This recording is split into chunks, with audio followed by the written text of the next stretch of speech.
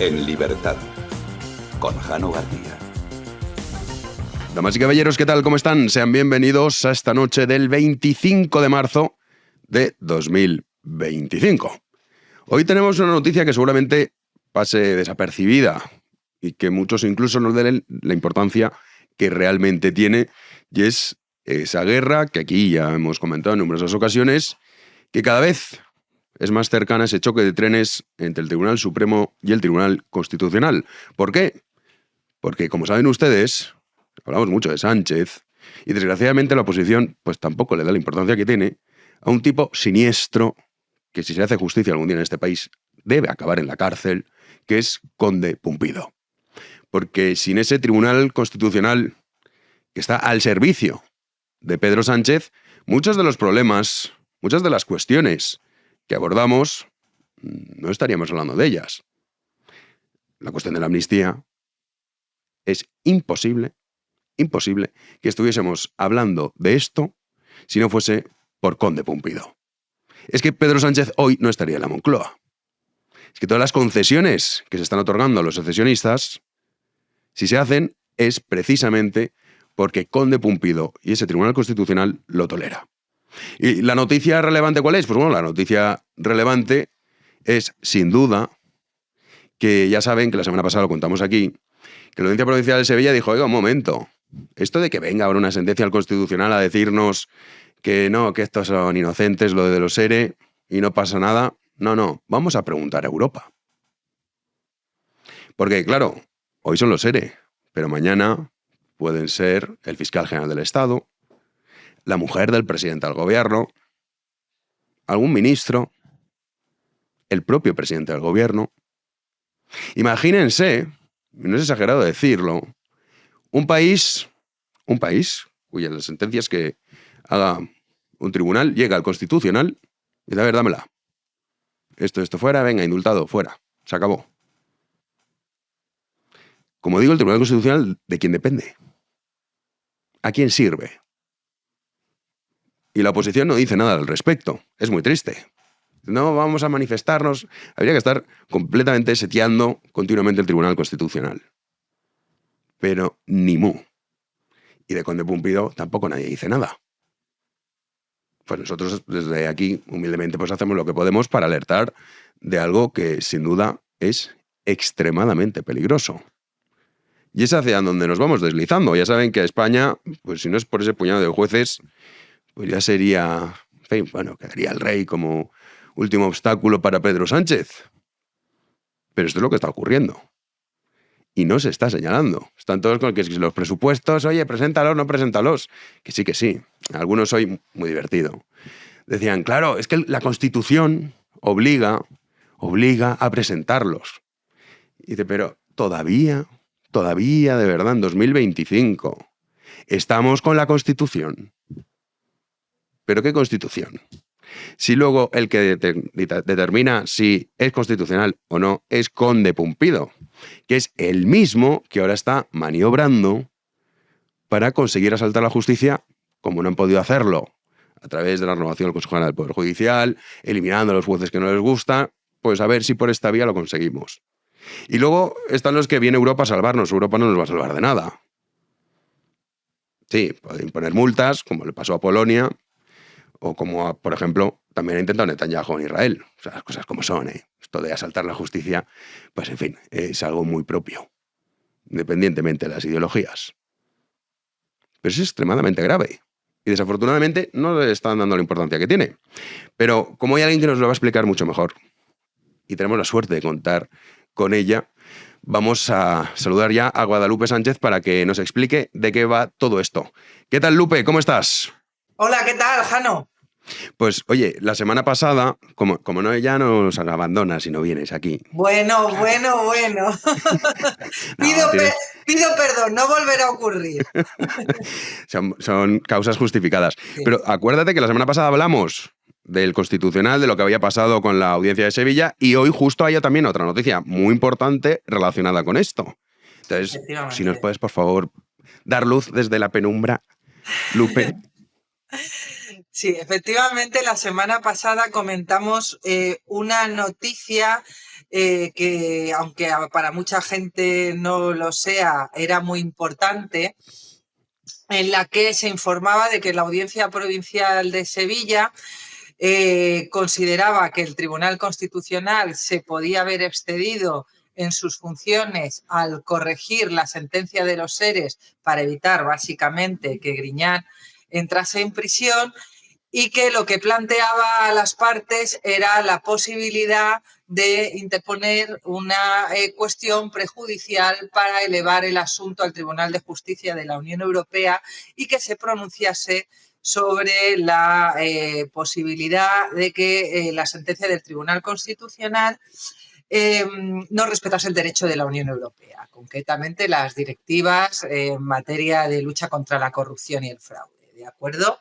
Bien, ¿qué hemos sabido hoy? Pues hoy nos amanecíamos con una noticia de una periodista que suele estar bien informada sobre estos temas del Español, que adelantaba que Conde Pumpido estaba maniobrando en el Tribunal Constitucional para impedir que la Audiencia Provincial de Sevilla pueda acudir al Tribunal de Justicia de la Unión Europea.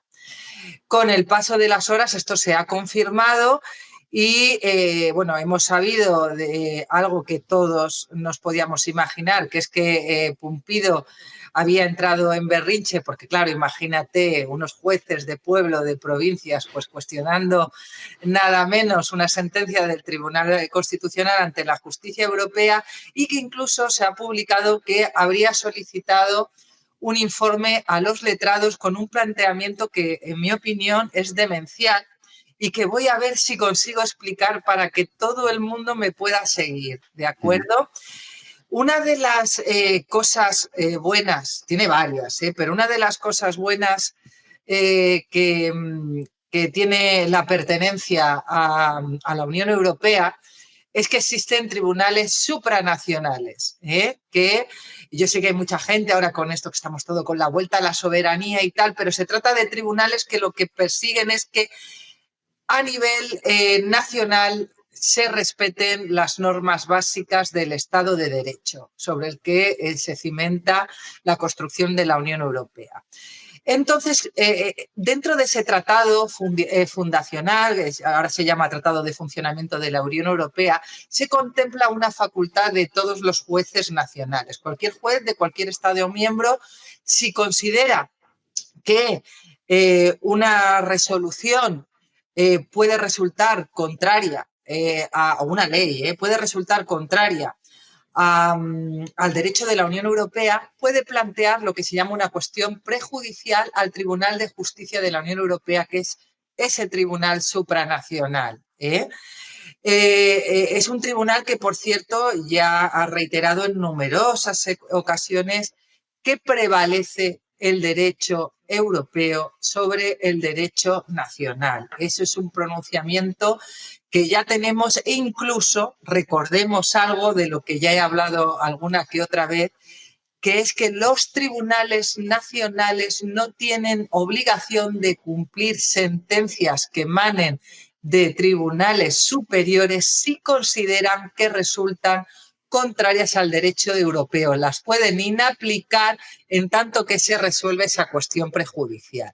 Eso es algo de la que hemos hablado en relación con la ley de amnistía. Pues bien, ¿qué es lo que está planteando Pumpido ahora?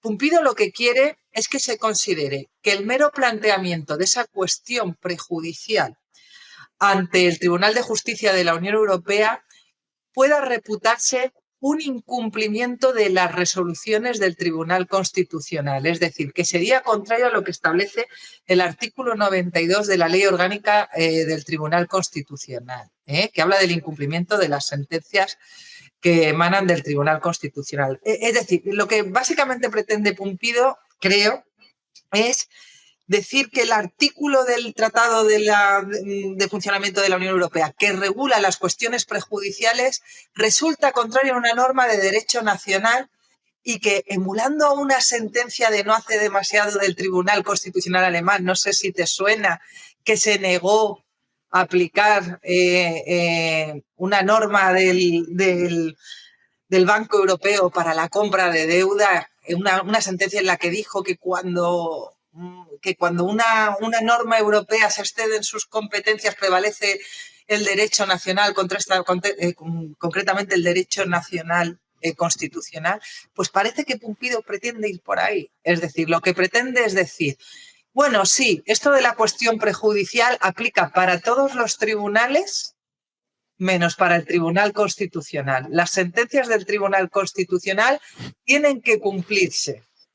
Hay una norma de derecho interno que prevalece sobre la norma del Tratado de la Unión Europea. Es una interpretación forzadísima, es algo demencial.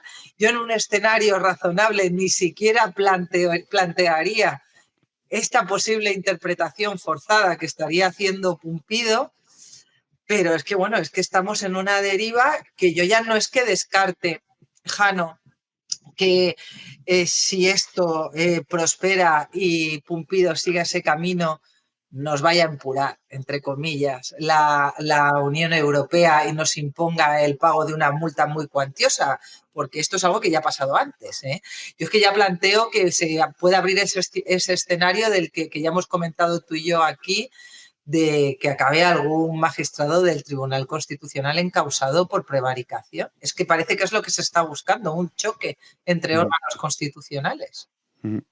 Sí, esto que comentas ya no solo está la cuestión de los ERE, porque claro, todo esto vino que dices, bueno, los ERE es una parte de lo que ha hecho el Constitucional, pero también hablamos mucho del fiscal general del Estado, o vete tú a saber quién, de la mujer del presidente del gobierno, del propio Pedro Sánchez. O sea, se puede hacer constitucional Pumpido, que ya sabemos a lo que se dedica y que se presta. Dice, pues sí, vale, a partir de ahora todas las sentencias que haya me las das a mí y yo esto lo soluciono. Claro, si esto fuese así, o sea, imagina en qué país viviríamos, ni Xi Jinping, vamos. No, es que mira, es muy habitual escuchar a los juristas decir que en derecho no hay blancos y negros, sino escalas de grises, pero eso no es totalmente cierto. Existe el delito de prevaricación, es decir, cuando se retuerce, se fuerza tanto la interpretación de la norma que no cabe otra que decir que se aparta de cualquier hipótesis racional en su aplicación y que se incurre en un manifiesto error. Faltaría más que los jueces no puedan cometer un delito en el ejercicio de sus funciones jurisdiccionales. Primero, una de las cosas que planteaba el Tribunal Constitucional es que a ellos no se les puede, a los magistrados no se les puede perseguir por un delito de prevaricación en su función de dictar sentencias, para que la gente me entienda. Y el Tribunal Supremo ya ha puesto de manifiesto, negro sobre blanco, en dos autos distintos, que sí, como hipótesis, pero recuerda que sí, que a los magistrados del Tribunal Constitucional se les puede encausar por este delito. Pero es que ya estamos llegando a unos extremos en los que plantear que el artículo 92 de la Ley Orgánica del Tribunal Constitucional, que invito a cualquiera que google y que lo busque, que básicamente trata los supuestos de incumplimiento, resultaría contrario al artículo, creo que era el antiguo, no sé si es 264 o 274 del Tratado de Funcionamiento de la Unión Europea, en el que se establece la posibilidad de que los jueces nacionales planteen cuestiones prejudiciales cuando consideran que una norma o resolución es contraria al derecho europeo, planteando además que entre la norma europea y la norma de una ley orgánica lo que prevalece es la norma de la ley orgánica para él poder llevarse el gato al agua. O sea, estamos hablando de una interpretación tan retorcida como ese supuesto que tú me planteabas del fiscal general del Estado. Es decir, que Álvaro García Ortiz recurra en amparo antes de agotar el procedimiento en el Supremo, es decir, antes de que en su caso resulte condenado, porque para recurrir en amparo se tienen que haber vulnerado tus derechos y eso es que no se produce hasta que se dicta la sentencia, además de que todavía hay otras fases del procedimiento donde puede alegar esa vulneración, tiene que agotar todas las vías, pues sería tan loco como eso. Y quiero recordar, es que sería loquísimo. Sí, sí. Quiero recordar, además, que bueno, ahora que Pedro Sánchez repite tantísimo que él es el último dique que va a salvaguardar la democracia española frente al trumpismo y la amenaza de la extrema derecha, bueno, pues yo quiero aprovechar para recordar que no es la primera vez que a un país se le sancionaría, se le impondría esa multa de la que he estado hablando por una situación muy similar, concretamente por impedir, en este caso multar, a los jueces que planteasen cuestiones al Tribunal de Justicia de la Unión Europea, que acudiesen a la justicia europea. Estoy hablando de Polonia, y estoy hablando de Polonia con el gobierno anterior, el gobierno de extrema derecha. Por lo que yo sé, pues tampoco soy experta en derecho polaco, bastante tengo con lo mío, pero por lo que yo sé, el gobierno polaco creó dentro del propio Tribunal Supremo una especie de comisión disciplinaria para sancionar a todos aquellos jueces que acudieran a la justicia europea para plantear este tipo de cuestiones prejudiciales. Esto se consideró, como no puede ser de otra forma, un ataque intolerable contra la independencia del Poder Judicial y supuso el pago diario por parte de Polonia de una multa muy cuantiosa, ¿eh? Así que no solo nos exponemos a que con nuestros impuestos vayamos a tener que pagar la multa por la última ocurrencia de Pumpido, nos exponemos también a un choque de órganos constitucionales sin precedentes, es decir, ver a la Sala Segunda encausando a uno o a varios magistrados del Tribunal Constitucional. Que eso es lo más probable. Y también lo más interesante, en el sentido de que la multa, pues igual que Polonia la pagó, porque al final lo que quería hacer Polonia, el gobierno polaco, por mucho que ideológicamente uno pudiese estar de acuerdo, era un asalto total y absoluto a la justicia. Era vamos, lo que está haciendo aquí Sánchez. O sea, tal cual. Es entonces igual dices, que lo que intentó Netanyahu también. Bueno, lo mismo Netanyahu en Israel. Esto es tal cual. Aquí cuestionabas en todos los lados, Jano, y tenemos que contarlo. Esto es así. Entonces dices, vale, estos pagaban la multa, les daba igual. O sea, es que aquí, tú imagínate, a Sánchez le va a importar la multa. Y bueno, pues vale. No, la cuestión, para mí lo relevante es si el Supremo dice, venga usted con de Pumpido y compañía por prevaricación. Claro, esto es otra cosa. Es que esto es otra cosa. Y puede ocurrir, lo llevamos diciendo mucho tiempo, pero claro, es que estas noticias, que además la oposición no dice nada al respecto de esto, Lupe. O sea, esta noticia ha pasado sin pena ni gloria y es la más importante, no del día, de las últimas semanas. Pero en fin. Es que es un golpe de Estado judicial, Jano. Un golpe silenciado, sí, en silencio, que nadie se entera, pero es asaltar completamente la justicia. Si el Constitucional va a decir lo que se puede, lo que no se puede, y la sentencia última la redacta con de Pumpido, pues ya me dirán en qué país estamos. Es que lo que Pumpido pretende realmente con esta maniobra es acabar con la independencia judicial, es decir, dar un golpe de Estado en el poder judicial. El sanchismo tiene dos brazos armados dentro del poder judicial, aunque el Tribunal Constitucional no lo es. Pero bueno, por un lado tiene a la Fiscalía, a la que controla completamente, y por otro lado tiene al Tribunal Constitucional, que aunque no pertenece al Poder Judicial, pero bueno, ya vemos los estrechos vasos comunicantes que existen. Pues lo que se pretende con esto es acabar de una vez con todas con el único poder del Estado que está actuando como contrapeso efectivo, que es el judicial, es decir, poner coto al poder de los jueces para fiscalizar la labor del gobierno, porque no podemos olvidar que en la sentencia de los seres uno puede tener la opinión que uno quiera, pero si los condenados no hubieran sido del Partido Socialista, yo creo que nadie duda de que esa sentencia del Tribunal Constitucional no se hubiera producido. Sin duda, vamos. Es indudable. Bueno, Lupe, lo seguiremos contando, este golpe, como dices, de estado silencioso, en la sombra, que además aburre, porque claro, Tribunal de Justicia Europea, tal. Yo comprendo que esto no es tan interesante como los otros asuntos, pero es mucho más grave. Oye, a ver si tenemos suerte y te vemos el lunes que viene aquí. Sí, lo prometo. Si no pasa nada, pero bueno, ya te expliqué por qué no podía ir. Sí, justificado. Que había que atender sí o sí. Bueno. Venga, muchas gracias. Pues oye, mil gracias, Lupe, por haber entrado y habernos explicado esto, que es trascendental, y el lunes que viene te vemos ya aquí. Venga, un beso muy fuerte. Venga, un beso. Hasta ahora. Bueno, pues esto es lo que está ocurriendo y desafortunadamente pues no se está dando la importancia que tiene. Pero es una guerra que aquí, ya lo hemos dicho en numerosas ocasiones, no tiene precedentes y que sin duda supondría un antes y un después. Nosotros vamos ya a las noticias.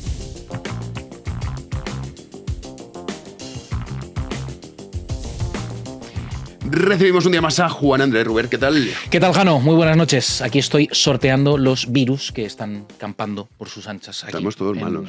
Bueno, menos yo. Bueno. Lo que pasa es que estoy ahí a medio que ya me estoy acordando de vosotros porque entre Oye, el tú pobre... nos infectaste una vez. No es verdad. todos. Yo me puse malo, Esto es así. me quedé en casa porque yo cuando lo cojo bien. Primero nos infectaste y luego te fuiste a y ya casa. está. No, vale, ahora os estáis vengando todos. Esto es así. Unas veces recibes, otras veces das. Pues bueno, la vida misma. La vida misma, ¿no? La vida misma. Pero bueno, aquí estoy protegiéndome. No me he puesto mascarilla todavía.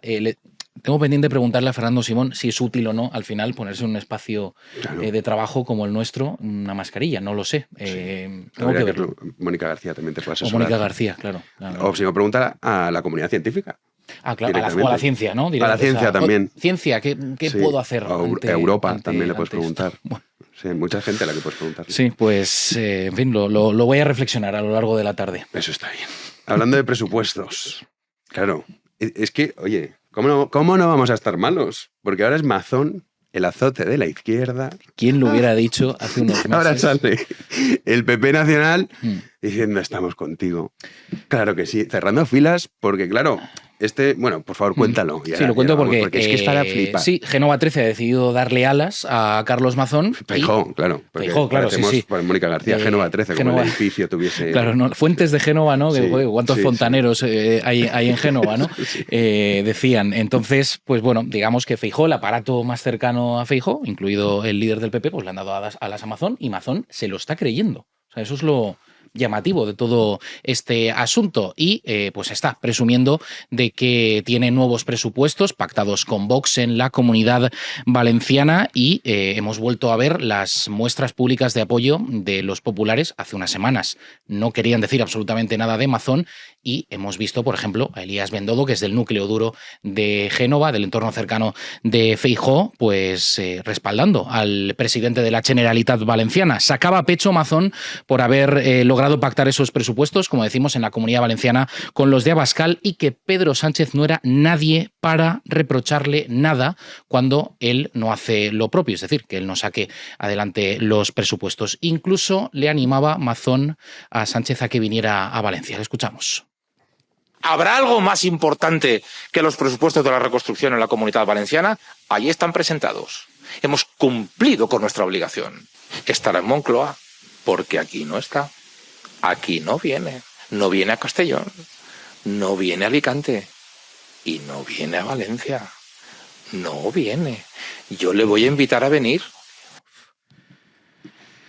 En fin, a ver, en lo de los presupuestos tiene razón, no le puede dar lecciones el gobierno, por supuesto, pero hombre, Sánchez no puede salir a la calle, pero este señor tampoco, No. Las cosas como son. Ha estado escondido durante todas las fallas, que son las fiestas en las que los dirigentes valencianos, incluso los nacionales, se acercan a Valencia para darse un baño de masas, Mazón, y este hombre no apareció, solo el último día que a oscuras ahí en el balcón del ayuntamiento. Es increíble esto. Pero, ¿qué quieres que te diga? Yo, a mí, más allá de estrategias, apoyos, no apoyos, ver a Mazón también así, después de todo lo que ha ocurrido, a mí me deja muy frío, la verdad. Bueno, tenemos a Pilar Alegría. Exacto, de pasar del frío a alegrarse un poco con Pilar Alegría, que menudo festival, son las ruedas de prensa del Bueno, Consejo de anunciaron un montón de cosas. Hoy en la televisión esta que hemos comentado aquí, Rubén Arranz en Big One Plus, para el que no esté suscrito a Big One Plus, que lo haga, Háganlo, porque ahí tiene los dosieres, entre otros, de Rubén Arranz, sobre la televisión de Pedro Sánchez, la guerra con Orgulian, el actual presidente de Prisa. Pues bueno, que sí, que ellos la tele la van a sacar sí o sí. Ya hemos dicho que seguramente será con el dinero de Telefónica. Ahí está la cosa, ya que Prisa medio ha dicho que... Ha dicho que no. Orgulian no. que ya no. Oye, que 500 millones, ya me habéis robado 500 millones.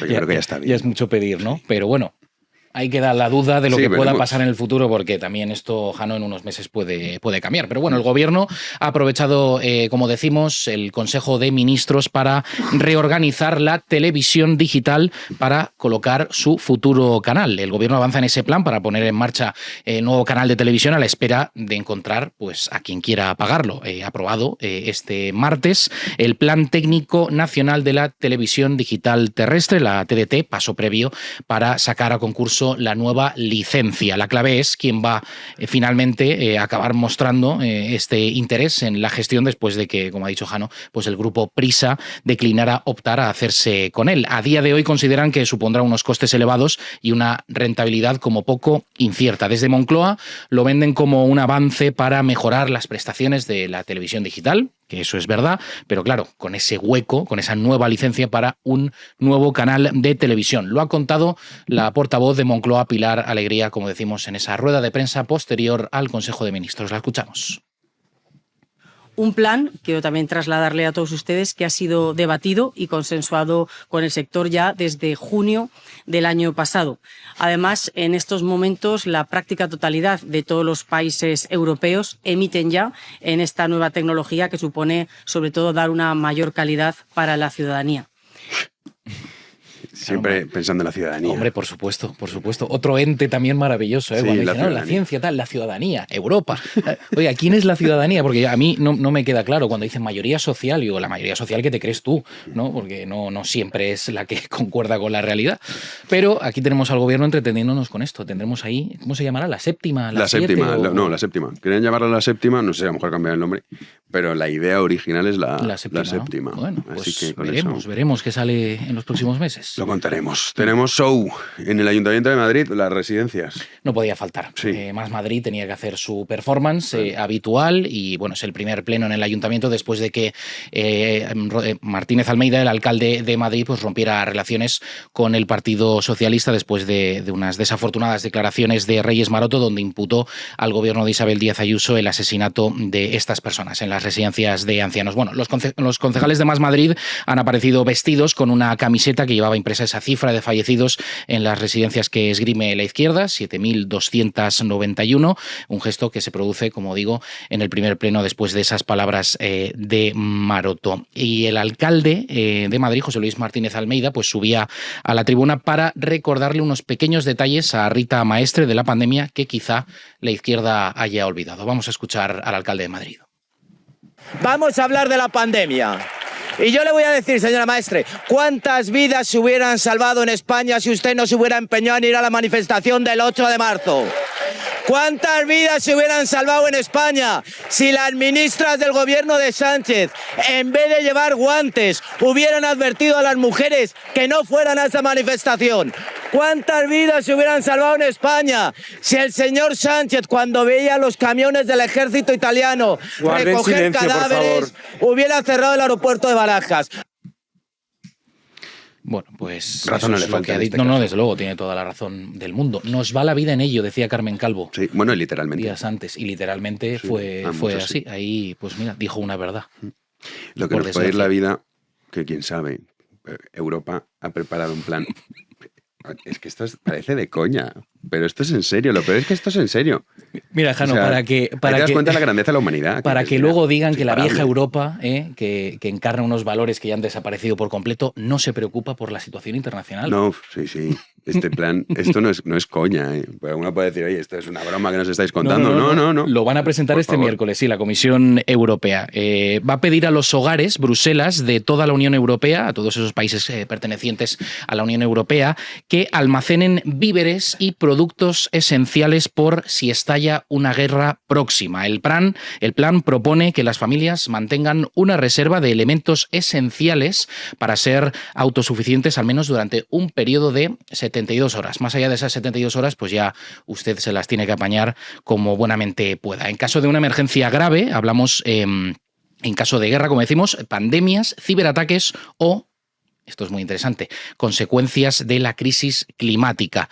Lo han llamado mochila o kit de supervivencia y que incluye pues, reservas de agua, medicamentos, baterías eléctricas, alimentos con linternas, además también, y hasta una radio con pilas. Lo de la radio está bien, por si acaso, para que uno no se sienta solo. En fin, estos suministros que va a pedir Bruselas que tengan los hogares, pues responde a la idea de que, según afirma la Comisión Europea, el periodo inicial, que son esas 72 horas, es el más crítico. Además del kit de emergencia, se prevén cursos especializados y maniobras conjuntas. Un plan que desvelará, como decimos, en su totalidad mañana, Jano, la Comisión Europea.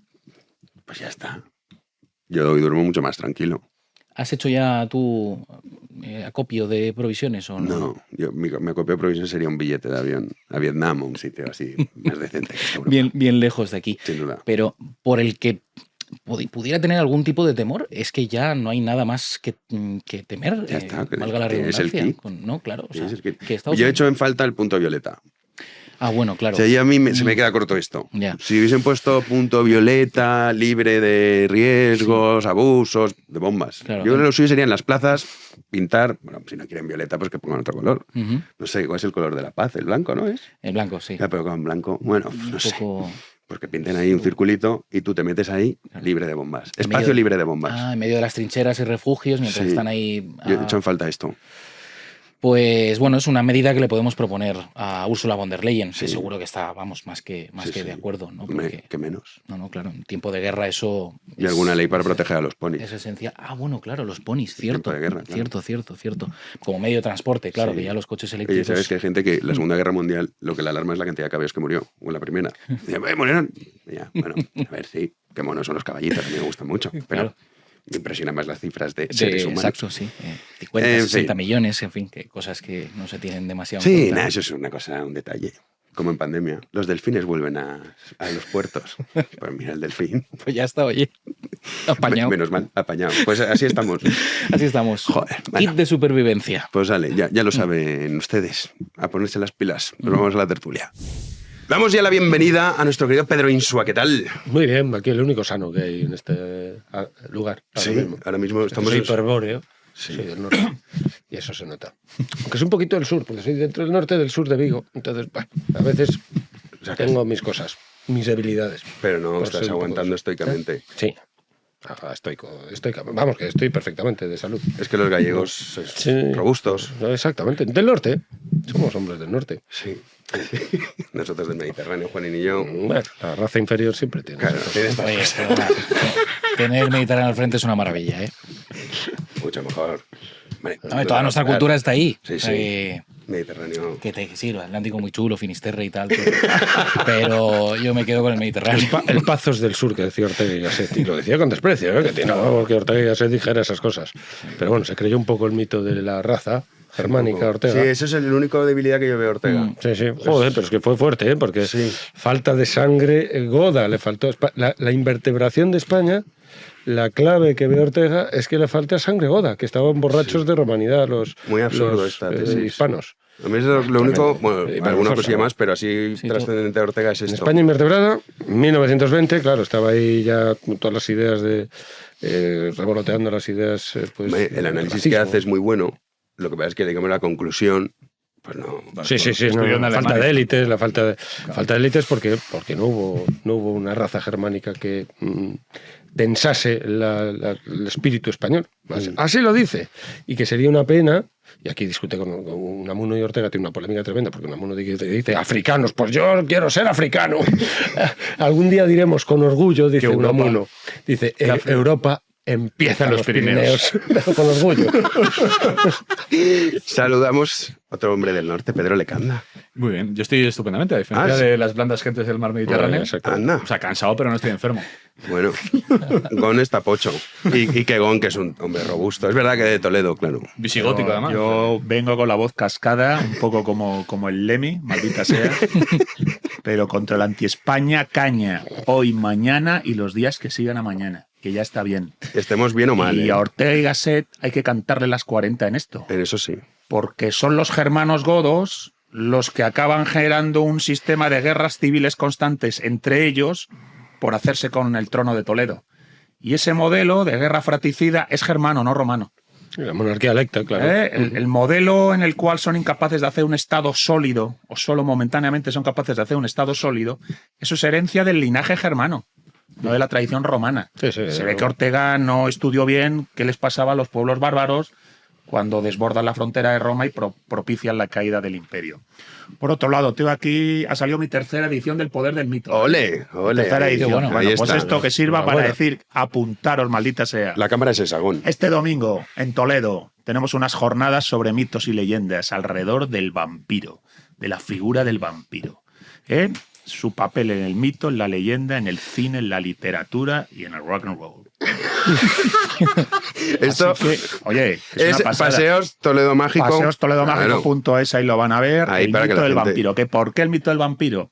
Porque la Catedral de Toledo es la única catedral del mundo en la que en un relieve y en un lugar destacado de la misma puedes ver a Caín matando a Abel como si Caín fuera un vampiro, mordiéndole en el cuello, conforme a las leyendas de la tradición esotérica, según la cual Caín, amante de Lilith, se convierte en el padre del linaje maldito de los vampiros. Esta leyenda ancestral solo la puedes ver en un edificio medieval como una catedral en Toledo, capital espiritual de España. Vale. Así que Toledo bien se merece esas jornadas del vampiro este domingo, maldita sea. Oye, ¿y Paseos si hablamos de Toledo esto Mágico. hoy? Mucho, sí. Sí, Bueno, mucho más interesante. El año sin verano, hablando del cambio climático, que, la otra vez el martes lo sacamos el año sin verano, que fue donde en la residencia aquella suiza, ¿no? No recuerdo su nombre, donde se reunieron Mary Shelley, Polidori, el médico de Byron, Shelley, Percy Bysshe, e inventaron el mito del vampiro contemporáneo. No, el mito de Frankenstein ahí sale. No, y el vampiro. Polidori tiene una obra que es El vampiro. El y después- vampiro, basada en y Lord de- Byron. También hablamos de que ello. basada en Lord Byron, que es la figura Bueno, de Lord Byron. no lo voy a basada por desentrañar, Polidori. pero en las jornadas y conferencias del domingo alrededor del mito explicamos qué Son dos pasa, mitos los que qué se- pasa en el romanticismo para que una leyenda que es bastante aberrante y monstruosa, la del no muerto, o la leyenda esotérica que viene de la cábala, del Caín vampiro, ¿qué pasa para que eso se acabe convirtiendo en una especie de Don Juan tenebroso, que es el Conde Drácula? Bram Funciona como Stoker- un Don Juan tenebroso. Bram Stoker se basa en el vampiro de Polidori. De Polidori, que se basa en Médico Lord de Byron, Byron. que ya es un personaje como de belleza tenebrosa y seductora, ¿no? Claro. Bueno, pues El todos malditismo, estos temas el malditismo no son de literario. política, no son de política, pero maldita sea, ayudan a entender a veces a cosas de los tiempos que corren, incluso de la cultura pop, del heavy metal, del rock and roll. Mira, hablando de vampiros, Conde Pumpido, Venga. que está maniobrando. Vamos con temas No muerto, serios, estamos hablando de Hemos no hilado ahí, ¿eh? Sí, Me ha puesto. Te has puesto el tono en suerte. Sí, me ha puesto Sí. esto de suerte. Vistiendo por abajo. No, perfecto, perfecto. Conde Pumpido, ya sabéis, que hemos contado aquí, esa posible guerra que es mucho más importante, aunque la oposición, que yo la verdad que no entiendo cómo no están con esto todo el día, porque es, a fin de cuentas, un golpe de Estado silencioso, en el sentido de que tú dices, oye, este puñado de jueces que quedan, que ahora están juzgando al fiscal general del Estado, que juzgan a la mujer del presidente del gobierno, al hermano del presidente del gobierno, quién sabe si no será el propio presidente del gobierno en un momento dado, y también algún que otro ministro, actual y exministros, pienso en Reyes Maroto, por ejemplo, don José Luis, que ha sido el primero en caer, pero bueno, no será el único. Y es claro, el Constitucional lo que pretende hacer con De Pumpido es que todas las sentencias al final sea ellos los que digan, oye, que la redacte Sánchez en Moncloa. No. Es esto, ¿eh? O sea, podemos ponernos a explicarlo de otra manera, pero es exactamente esto. Que esto tiene una trascendencia increíble. Y algunos dicen, no, pero Europa lo único que puede hacer sería imponer una serie de multas que pues oye, la pagaríamos, imagínate, Sánchez, si no tiene presupuesto, si le da igual, le va a importar la multa. Y dices, claro, la única salvación sería ese Supremo que acusase de prevaricación a Conde Pumpido y a su banda, incluso que en un momento dado podría llegar incluso estar encarcelados. O sea, sería un choque institucional que no tiene precedentes y ahí sí que sería una ruptura absoluta. No sé cómo ves esto, Pedro. Eso de Europa es Ortega otra vez. Toda la solución para Europa. No, yo he dicho que no, ¿eh? Claro, no, por eso vale. no, pero el que lo proyecta, el que Ah, proyecta sí. las soluciones. Sí, viva Europa, dicen. España Sí. es el problema, Europa la solución. Siempre es No, esto es esta falso. dinámica. Esta es una dinámica en la que nos han metido en la transición y es la dinámica permanente. Claro, Europa, pues lo que hemos dicho aquí tantas veces, Europa no es nada desde el punto de vista político. Pues un tratado y entonces no puedes esperar que te resuelvan los problemas. Los tribunales europeos, todo eso son pseudo tribunales europeos. No es un tribunal es un tribunal del Estado, tribunal que implica la soberanía nacional, siempre. El Parlamento no es un Parlamento en el mismo homologable con cualquier Parlamento nacional. Entonces, porque no representa una soberanía, representa un tratado que es diferente. Entonces, el apostar siempre todas las soluciones a los problemas, ya sea de orden judicial, ya sea de orden, como el que tenemos un problema tremendo, pues sí, solo hay que ver lo de Puigdemont. O sea, problema judicial, que es un problema político de primer orden, un tío que dio un golpe de Estado separatista en España, pues Europa lo tiene allí sentadito en un Parlamento, que no es que nos ayude, no, es que está sentado cobrando el sueldo de tal y todo esto. Entonces, bueno, a mí me parece una cosa inaudita esto que has contado. narrado el hecho de que, bueno, que una resolución judicial pueda ponerse en solfa de esta manera tan gratuita, además, sin una explicación, sin un argumentario, o sea, que puedan repartir, digamos, exenciones judiciales, ¿no? Determinadas instancias frente a otras, me parece, no sé, una cosa que no entiendo el mecanismo, la verdad es que no lo entiendo. Tampoco me escandalizo, sino sencillamente que no lo entiendo bien. Si eso es así, me escandalizaría, pero es que no entiendo bien la situación, la verdad. Gon y Pedro. Se me ocurren varias cosas. Fijaos que creo que aquí hemos hablado a veces de la encrucijada histórica que estamos viviendo con todo lo que pasó con Trump respecto de Ucrania, de Putin. Y yo decía aquí la última vez, industria, defensa y patriotismo. Los 3 pilares de una nación son industria, defensa y patriotismo. Y claro, aquí lo que nos encontramos es que en España se traslada a la opinión pública insistentemente, como dice Pedro, la idea de que vamos a remitirnos a una instancia supranacional que por lo que sea tiene mayor prestigio, que sería Europa. Cuando Europa efectivamente es un tratado y no es un Estado, no es una entidad política real. Y puede tener un parlamento y unos tribunales, pero ahí le tienen a Puigdemont avalándole, sin enviárnosle como le pedimos en su momento, para que cayera sobre él el peso de la justicia.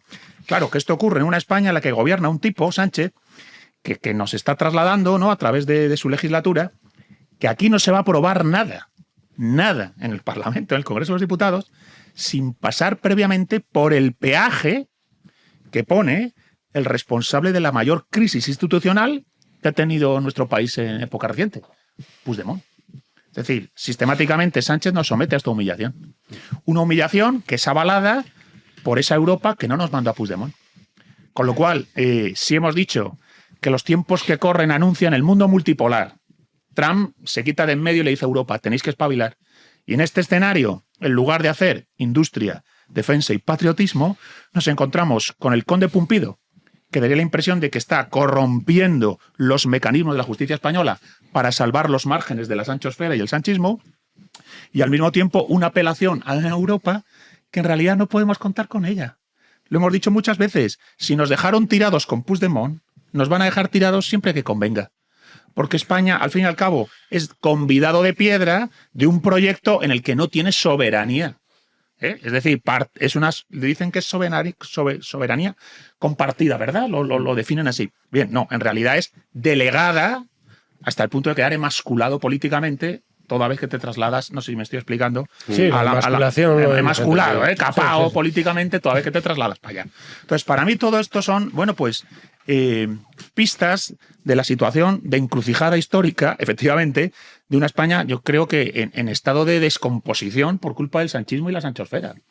Hay que pasar página de esto como sea, porque ya lo que faltaba es que el conde Pumpido nos esté planteando esta 13-14 para hacer siempre que la sardina vaya a su, ¿no? El ascua a su sardina. Ostras. Entonces, bueno, yo tengo la esperanza de que todo esto se derrumbe.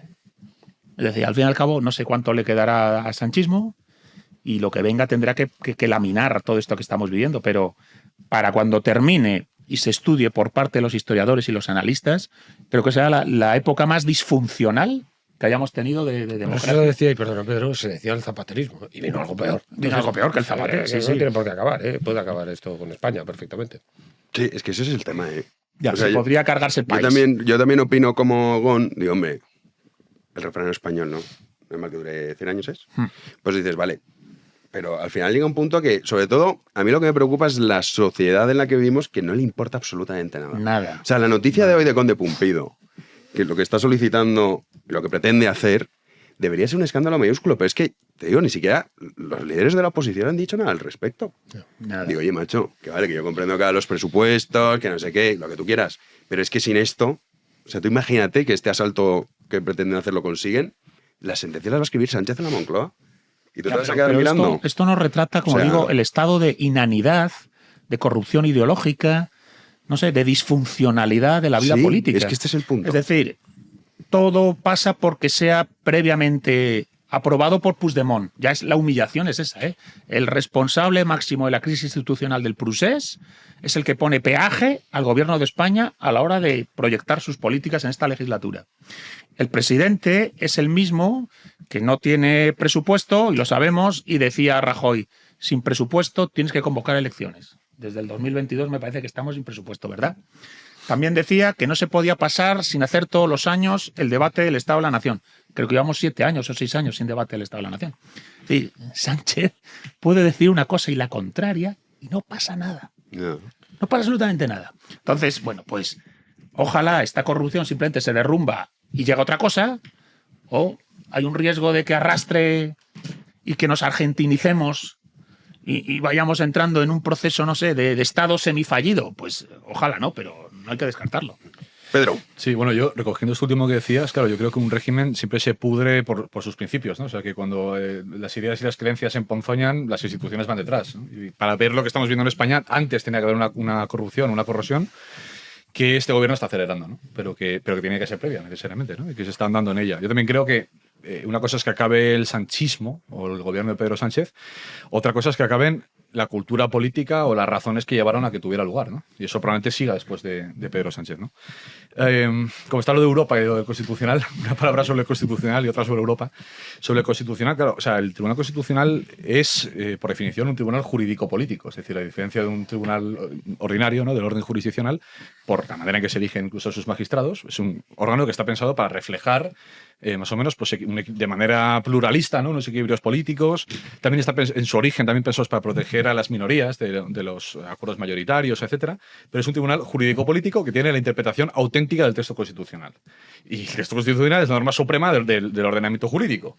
Entonces, si tú, un tribunal jurídico-político, lo conviertes directamente en lo que hablamos antes de grabar el programa, ¿no? En una especie de segunda instancia o tercera instancia política, lo que estás haciendo es convertir a la Constitución en un texto abierto que depende de la voluntad del gobernante. Entonces, por tanto, puedes decir que no hay Constitución.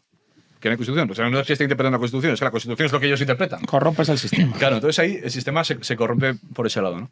Y luego sobre Europa, bueno, es que sería un debate mucho mayor. Para una primera intervención lo voy a simplemente tocar por encima. O sea, evidentemente, claro, dices, Europa no es un Estado-nación. O sea, evidentemente, no lo es desde el punto de vista jurídico-político. Tampoco creo que sea meramente un tratado. O sea, de manera funcional, se ve, por ejemplo, en la legislación que recibimos, cerca de un 70-80% es legislación europea. Es decir, desde un punto de vista funcional, sí que implica una integración muy notable que no deja intonsa, digamos, la soberanía nacional que podemos pensar en un Estado de los años 50, de los años de oro, previo a la integración europea.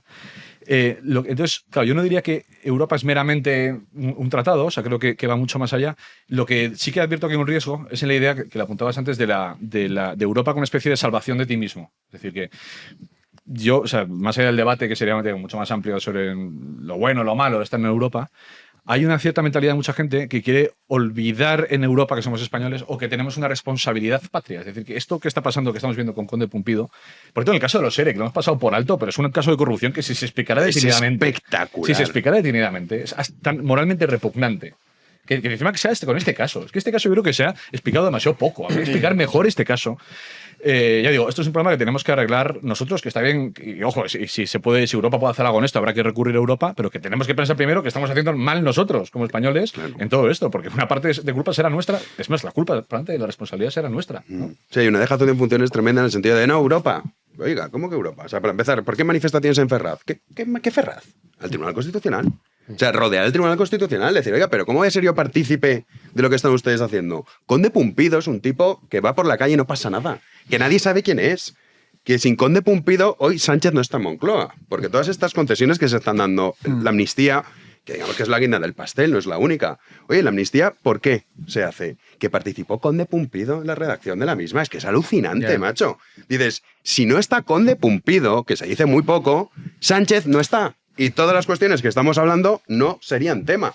Entonces aquí que este tío vaya por ahí y ahora diga, bueno, pues ahora a ver si esto lo consigo apañar para que no me digan nada de la Unión Europea, que al final, o sea, la cuestión de Europa, cuando decimos Europa, estoy totalmente de acuerdo con Lecanda. Dices, oye, sí, te multan. A Polen le estuvieron multando no sé cuánto tiempo y daba igual. Y el asalto a la justicia se cometió igualmente. Entonces dices, no, o sea, al final esto es un problema nuestro. O sea, es como una dejación de, no, ya que vengan a ver el burócrata europeo a salvarnos. Dices, hombre, por Dios. Pues, o sea, brevísimamente, o sea, yo, por ejemplo, de hecho, creo que, o sea, yo no estoy a favor de salir de la Unión Europea, ¿eh? O sea, no soy, yo sí, no soy, la puta es el euro, macho. Pero digo, que es que estés o no, lo malo, perdón, que estés o no, taco, tú lo que no puedes desear es que exista una organización supranacional o lo que me lo quieres llamar, una Unión Europea que se dedique a suturar tus problemas nacionales. Claro. Que no, que la responsabilidad es tuya como comunidad política. Lo está pasando en España. No, pero yo ahí sí que no estoy de acuerdo con que sea algo más que un tratado. Es un tratado, con todo lo que implica un tratado. y te puedes salir de él, como por ejemplo sucedió con Gran Bretaña, que se salió de él, sencillamente, porque precisamente por ser un tratado. Si fuera una estructura política dotada de soberanía, Gran Bretaña, la resistencia a salirse de Gran Bretaña, pues sería la misma que tenemos desde España para que Cataluña se separe. Y además estarías vulnerando derechos del resto de españoles en caso de la separación de Cataluña, cosa que no sucede en absoluto con la salida por parte con el Brexit, en una palabra. Entonces, ahí no estás vulnerando absolutamente nada, porque un tratado es un acuerdo sencillamente. Y entonces, toda la legislación que nosotros podamos adoptar establecida, elaborada en Europa, es porque España acepta eso y tiene la soberanía de aceptarlo. Entonces, pasa por el filtro de la soberanía nacional siempre, no se niega esa soberanía nacional, nunca. Es decir, aceptar la legislación europea no significa negar la soberanía nacional, sino consumarla, sino establecerla aún más. Utilizas tu soberanía para aceptarlo. Exactamente, estás ejerciendo esa soberanía. Siempre es el ejercicio de la soberanía. La soberanía es absoluta. Es decir, o se agota absolutamente, es como un matrimonio, o el embarazo. O sea, una mujer está embarazada o no está. O la soberanía, ¿no?, o se tiene o no se tiene en absoluto. No hay medias tintas. Aquí es una disyunción fuerte. Sí, pero yo creo que es verdad pero que en Europa, una vez entras, renuncias voluntariamente a parte de tu soberanía. Claro, pero entonces no renuncias. Si es voluntariamente, ya no hay renuncia. O sea, me refiero, cedes, si quieres cedes temporalmente. Pero no es una cesión tampoco, no hay cesión. La España, por ejemplo, no es soberana en términos económicos, por ejemplo, no puede política tomar monetaria. decisiones sola respecto a determinadas, pero es soberana. Si hay algo que no le conviene, siempre puede salir. Sí, eso sí, lo que pasa es que aquí en España, como la ideología europeísta ha, digamos, adornado absolutamente y disimulado y falseado, por lo tanto, en lo que es un tratado, lo ha falseado porque le ha dado el aura nacional aquí se han establecido dos grandes líneas socavando las bases de la soberanía nacional española, dos grandes vectores, digamos, que ideológicamente están socavando esas bases. Pero la soberanía se mantiene intacta porque no puede ser de otra manera. Ahora, se puede socavar, por supuesto, y si te empeñas, puedes acabar con ella, naturalmente que sí. Vamos, pero fíjate que el europeísmo... Un momentito, que son los parlamentos regionales, se les ha dado un aura, que son unas administraciones locales. Se le ha dado un aura de soberanía, de soberanía al presidente, el parlamento, se le ha dado esa figura como si fueran soberanas, cuando una parte, por definición, nunca puede ser soberana, una parte nunca es soberana, y por arriba se le ha dado también un aura de parlamento nacional, soberano, al Parlamento Europeo, cuando es un gran organismo diplomático. Es un organismo diplomático, no es un parlamento en el sentido de Parlamento Nacional, de Cámara de Representantes de la Revolución Francesa, cuando se declara por primera vez pues una Cámara de Representantes como soberana nacionalmente, que es la Asamblea Nacional Francesa del año 1789. Entonces, que dicen, no, nosotros somos la nación. Le dicen ahí, somos la nación. No somos el tercer Estado. Ya, somos la nación. Bueno, pues el Parlamento Europeo no es un parlamento soberano en ese sentido. No representa una soberanía, representa un grupo, un tratado de distintas soberanías. Representa una relación entre soberanías, no una soberanía. Y es que no tiene nada que ver, no tiene nada que ver. Es como si, un círculo tiene centro, pero un círculo de círculos ya no es un círculo. Porque ya no es una estructura circular, porque un círculo está, o una circunferencia, mejor dicho, está compuesta de puntos. Y una circunferencia de circunferencia ya no es una circunferencia, porque pues ya no son puntos, ya son circunferencias pequeñitas. Entonces, eso ya no es una circunferencia. Entonces, me mola mucho esta circunferencia, como ha salido por ahí, muy bien. Diría que no puede estar mejor explicado, lo que nos ha señalado Pedro, no puede estar mejor explicado. Y fíjate que entonces España, conforme a la ideología europeísta, se diluye, se debilita en esa delegación que hace de soberanía el ámbito supranacional europeo, con un marco europeo que si nos tiene que dejar con el culo al aire, nos lo deja, Puigdemont es el ejemplo claro, y hacia adentro debilita también su soberanía a través de convertir a las regiones y las cámaras de representación regional en pseudonaciones. Entonces, España como tal desaparece. Hacia adentro se fragmenta, se centrifuga en la región comprendida como autonomía, que al final es suya. Ortega lo decía, esto lo decía muy bien. En lugar de partes de un todo, decía Ortega, las regiones como partes de un todo, todos aparte. Todos aparte. En esas eso estamos. tenéis razón. En esas estamos. Entonces, hacia adentro esa fragmentación, hacia afuera la disolución en un marco, hemos dicho, supranacional, que además, si nos tiene que dejar con el culo al aire, lo hará. Claro, aquí lo que está faltando es patriotismo. Hay una idea acomplejada de España. Entonces, a veces volvemos a un tema que, claro, es difícil de desarrollar en una tertulia que es de temas políticos, donde siempre estamos hablando de política, pero es que España está en ausencia de patriotismo español. Absoluto. El ciudadano medio vive en ausencia de patriotismo. O le tiene sesgado por una polarización maniquea y absurda de izquierdas y derechas, de Franco, el mal absoluto sin mezcla de bien, democracia, bien absoluto sin mezcla de mal. Y nos vemos en esa gilipollez. Entonces, claro, un país falto de patriotismo se autodestruye sin darse cuenta en esos dos ámbitos: disolución supranacional, fragmentación autonómica. Bueno, pues frente a eso, contra la anti-España caña y contra el europeísmo también.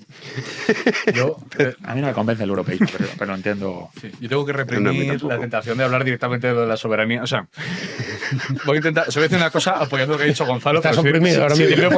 Si diré por la No te autocensures, ya sabéis que aquí. No, lo digo porque si no es una cosa que una taberna ilustrada, ¿no? O sea, bueno, pero luego vamos a ir con algo más superficial, claro. O sea, que es tu momento ahora. O sea, sí, yo creo que lo que también describía Pedro y Gonzalo, ¿no? De que hay una especie de desbordamiento del Estado Nacional por arriba y por abajo.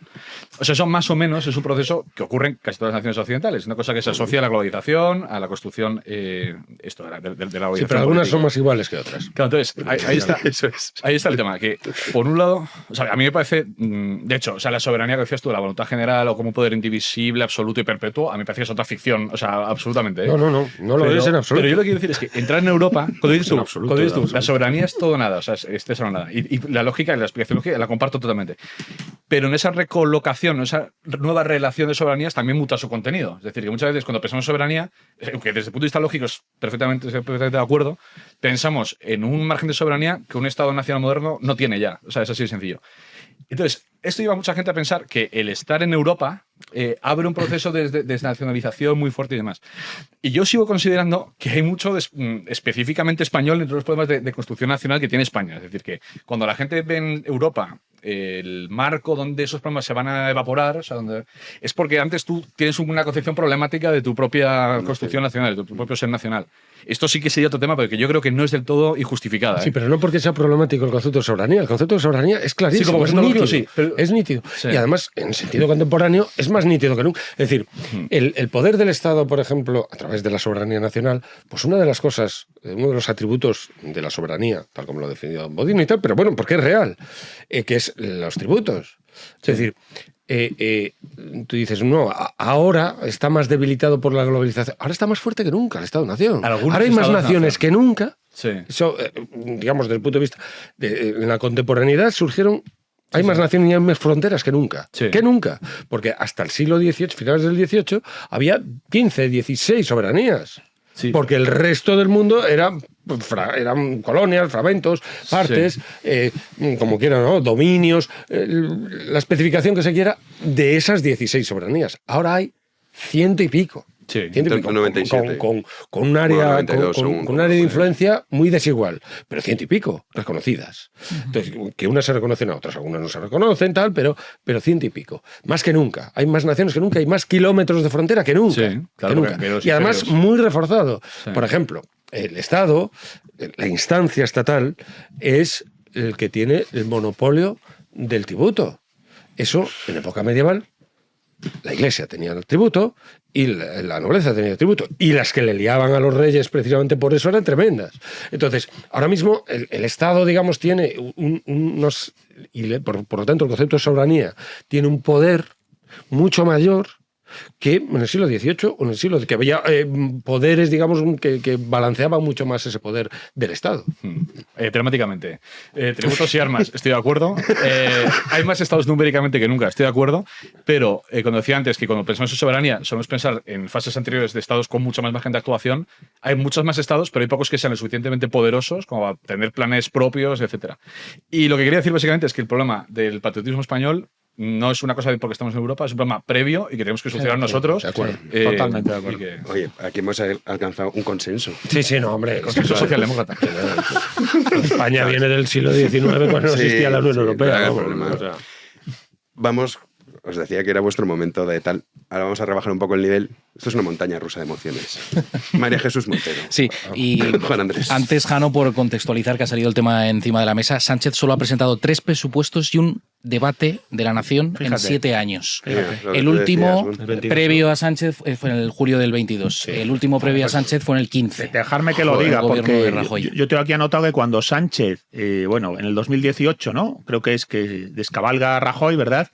Él dice que el Congreso de los Diputados tiene que volver a ser el centro del debate público. Correcto. Donde realmente se va a poder hablar de las cosas. Bien, pues 7 años sin el debate del Estado de la Nación. Cuando él decía En su el momento, 22-1, ya está. ¿Qué os parece esto? Es muy loco. Bueno, Sánchez. Sánchez puede decir una cosa y la contraria y no pasa nada. Puede decir y ahí está rearme. Jordi Évole, Antonio Maestre, Ignacio Escola. Es que no me lo sé, son un. Bueno, ellos también han dicho una cosa y la contraria. ¿eh? Claro, se mueven en ese juego y yo digo, pero ¿por qué España no está indignada con esto? Yo no lo entiendo. Puede decir rearme sin armas, Es- Avance tecnológico. avance tecnológico y proceso de. no me defensa gusta de- decir rearme, voy a decir Y- avance tecnológico. ¿Qué dices, tío? Y Es entonces- rearme, que el rearme puede implicar avance tecnológico, pero es rearme por lo que está pasando. Avance tecnológico sería la IA en California. Eso es un avance tecnológico. Y la gente no rearme se sin indigna. armas. No, es un rearme sin ser capaz de colar el concepto, el aborto conceptual, de rearme sin armas. Pero tiene toda la clave y entonces esa hace un tirabuzón, un salto mortal, un no sé qué, no sé cuánto, pretende caer de pie electoralmente y cae de pie el tío. La soberanía del PSOE. Porque La soberanía tiene de la PSOE. La soberanía de la PSOE es que es Pues muy yo poderosa. diría reindustrialización, rearme y repatriotismo. Rearmarse, reindustrializarse y armarse de patriotismo, joder. Bueno, ahora sí que vamos Buenísimo. con María Jesús Montero para dejar Está clara. ligado con esto que comentáis de sí, los medios, ¿eh? Correcto, sí. Ha El sido relato. el relato durante la sesión de control al gobierno en el Senado de los martes. María Jesús Montero se quejaba de que el Partido Popular solo le preguntara a los ministros del gobierno sobre corrupción, también como si el gobierno decidiera las preguntas que le tiene que hacer la oposición, y asegura que no hay ninguna trama de corrupción en torno a Pedro Sánchez. Escuchamos a la vicepresidenta. Papel ninguno, porque no hay ninguna trama en torno a Pedro Sánchez. Ahora, el presidente Sánchez sí que ha jugado y sigue jugando un papel fundamental en este país para impulsar el mayor crecimiento económico que hemos tenido en los últimos años, con la mayor creación de empleo, récord en afiliación a la seguridad social. Un presidente que ha vuelto a poner la reputación de España a nivel internacional. ¿En qué momento Bueno, la perdió? jamás sí. O sea, jamás sí que felicito a Sánchez. Ese es el gran aliado que tenemos. Bueno, y Marruecos, sin duda, claro. Pero esto es que aquí hay una trampa, ya os comentamos, ¿eh? Pero cuando dicen récord de afiliación, es que también hemos asumido tantos disparates. Esto de ya no hay contratos temporales, fijos discontinuos. O sea, yo soy el propio concepto y dices, ¿pero tú te crees que soy subnormal? Claro, la respuesta es sí. Claro que me lo creo. Sí. Me lo demuestra luego en las urnas. Se Entonces, cuelan, no, se cuelan claro. hombres que son mujeres y mujeres que son hombres. Un rearme sin armas. Y eso Con cae. flores. Y con la cibuana, pues nada. Claro, pues claro. entonces dicen, récord de afiliación, hombre, es que un tío que trabaja 25 minutos, ya está afiliado. Claro. Pero coño, pues estás manipulando los datos, macho. Y ni manipulándolos todavía seguimos siendo los líderes a nivel de desempleo. Pero poco se habla de eso. Sí que es Y espectacular. poco se habla de que esos Es datos increíble. que señala Increíble. esta mujer no coinciden para nada con la vida real de una clase media debilitada y Absolutamente. precarizada. Sí, sí. Todos tenemos amigos, todos vemos alrededor nuestro situaciones de clase media precarizada, ¿o no? Es que la clase Sin media parar de verlo, se sin la parar de han verlo. liquidado ya. O sea, ya hablar de clase media me parece ya hasta algo demasiado Claro. exagerado. ¿eh? O sea, si no puedes comprarte una casa Ni un y si coche. apenas puedes pagar un alquiler y si solo puedes comprar coches de segunda mano, te estás cargando la clase media. Bien, pues eso está pasando.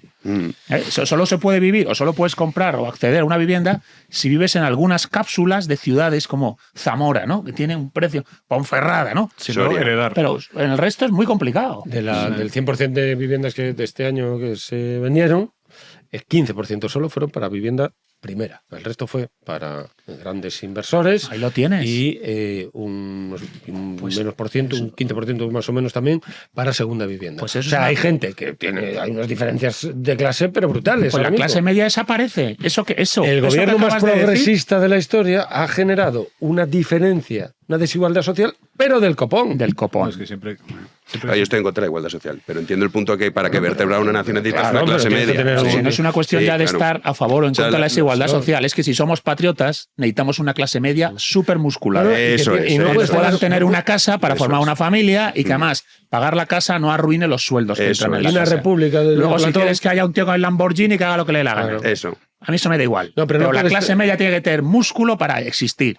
Y si no puedes pagar casa ni comprarla, pues te la cargas. No, pero desde el punto de vista del bien común que hablamos tantas veces, tú no puedes tener una sociedad o no puedes generar un sistema económico que genere miseria terrible, porque eso afecta a todos, arrastra a todo Dios. Entonces, ni poros, ni superabundancia, que también, porque los precios se disparan, tal. Entonces, ni poros, que decía Platón, es decir, superabundancia, ni penía, precariedad. Claro. Tienes que tener un término medio para que el Estado funcione. Sí, porque, no porque guste uno más o menos la desigualdad, sino porque te arrastra. Es decir, una sociedad muy precarizada, pues para empezar se mete un virus, por ejemplo, tal, y te forma una pandemia en 3 segundos. O sea, quiero decir que si tienes mucha población... Pero algo mucho más sencillo, el tema de la seguridad. La seguridad, o sea, por hay ejemplo, muchos países que existen estas desigualdades que comentas, que son muy salvajes, que dices, sí, soy millonario, bueno, pero vives en una cárcel de oro. Exacto. Pero vives en una cárcel de oro, que tienes un tío con un fusil en la puerta de tu casa. En Honduras, en Guatemala, tengo amigos trabajando ahí, te lo cuentan. Esto es el problema es ese, el problema es ese. Claro. En República Dominicana, el único país americano que he ido, a ver si tengo suerte y alguien me invita por ahí. Bueno, pues el único país que he ido, claro, que ibas a un protectorado de estos turísticos, ¿no? Que es a donde fui, en el año 2004, y lo primero que te enseñan es la policía armada que tienes a las puertas de los protectorados turísticos. Entonces dices, bueno, muy bien. Claro. Yo sí, varias cosas que estaba. Bueno, aparte de cómo nos estamos acostumbrando en España a esta mentalidad de pobreza, o sea, asumir la pobreza, o sea, de que nos digan esto en el país con más tasas de paro juvenil y nadie dice nada, o cuando ves incluso los índices de rentas, de que se considera una renta alta en España. Sí. Oye, la propia clase media es el que cobra el salario mínimo interprofesional, lo dijo, ¿eh? Por eso. Entonces, el otro día, por ejemplo, Esteban Hernández, que ha escrito mucho sobre esto de la clase media pauperada, escribía sobre cómo la mayor parte de gente que consideramos clase media en Madrid no podría vivir si no fuera por ayudas económicas de sus padres o de sus abuelos. Entonces, si ni siquiera tienes capacidad de hacer un proyecto de vida más o menos estable, esto yo creo que hay que recuperar el valor de lo estable como algo deseable. O sea, vivimos una época donde lo flexible, lo móvil ha tenido mucho prestigio. Yo creo que hay que volver a pensar formas de vida... Sólido, firme y enraizado. Exacto. Y formas de vida que forjen un carácter estable y que esas formas de vida requieren... que los esfuerzos valgan de algo y construir proyectos sólidos que superen. Y yo creo que hay que girar el debate cultural y volver a replantearnos qué es ser pobre, qué es ser de clase media y qué tipo de vida deseamos socialmente. Y luego otra cosa de las rupturas sociales muy fuertes es que además rompen la amistad civil, por tanto, la pertenencia a una comunidad política. Es decir, cuando tú vas a países así tan desiguales, no existe una comunidad política. No. Hay dos mundos que están juntos, que están justapuestos, pero que no forman... Y entonces, la propia conciencia patriótica, yo creo que la conciencia patriótica es esencial para reformar. Cuando hablamos de instituciones que se van al garete, es que si no hay un concepto de patria, de decir, oye, es que yo quiero el bien, considero que esto es bueno y quiero mejorarlo, sin eso no hay ningún incentivo. Entonces, lo que son esta gente muchas veces es patriotas, por ejemplo, está Montero, son patriotas de los suyos, son patriotas de su partido, pero no existe nada, ninguna instancia de bien común a la que puedas apelar para decirles, oye, esto que estás haciendo es una corrupción. Si tú piensas solo en el interés de tu parte... Claro, bueno, pero el caso es que el gobierno más progresista de la historia, patatín patatán, 25 años que llevamos de progresismo ZP en adelante con el paréntesis de Don Tancredo, Mariano Rajoy, etcétera, nos ha llevado a una sociedad en la que la clase media está precarizada, pauperizada y donde la vivienda, que es la clave para que se forme una familia, la clave para sentirse sólido, firme y tranquilo, es tener un hogar, claro. Es tener un espacio, un hogar que digas, no me arruino por tenerle y puedo ahorrar. Un techo encima. Pero si por tener la casa no ahorras, claro, resulta que encuentras una persona que te dice en Barcelona, estuve el otro día en Barcelona, tengo allí muchos amigos, llevo aquí toda la vida trabajando y entre que pago la casa, tengo los niños, mis ahorros son 20.000 euros. No he conseguido ahorrar nada. O sea, con ese dinero lo más que hago es comprarme un coche de segunda mano. Sí, sí.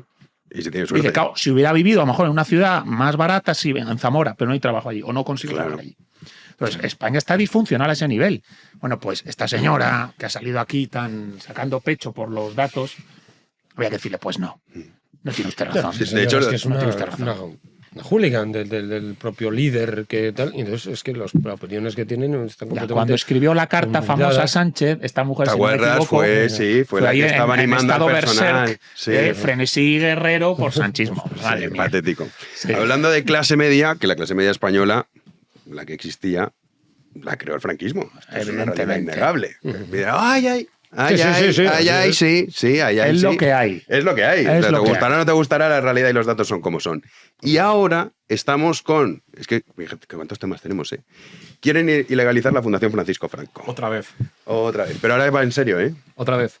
Ahora va muy en serio. Claro, mover a Franco otra vez para trasladarlo para otro sitio. Pues le quieren ilegalizar porque, claro, es que esta apología del franquismo es terrible. Los de la Internacional. Y están buscando todos los mecanismos posibles. De hecho, este martes la Comisión Constitucional del Congreso ha dado luz verde a la reforma de la Ley Orgánica reguladora del derecho de asociación. Solo Vox ha votado en contra. El PP se ha abstenido. En ella, el PSOE pretende introducir la apología del franquismo como causa de disolución de las asociaciones. Un movimiento que busca dejar sin salidas a la Fundación Francisco Franco, que está en proceso de ilegalización. Todo ello en el hipotético caso de que esta fundación intente modificar sus estatutos para evitar la ley de memoria democrática y continuar con su actividad.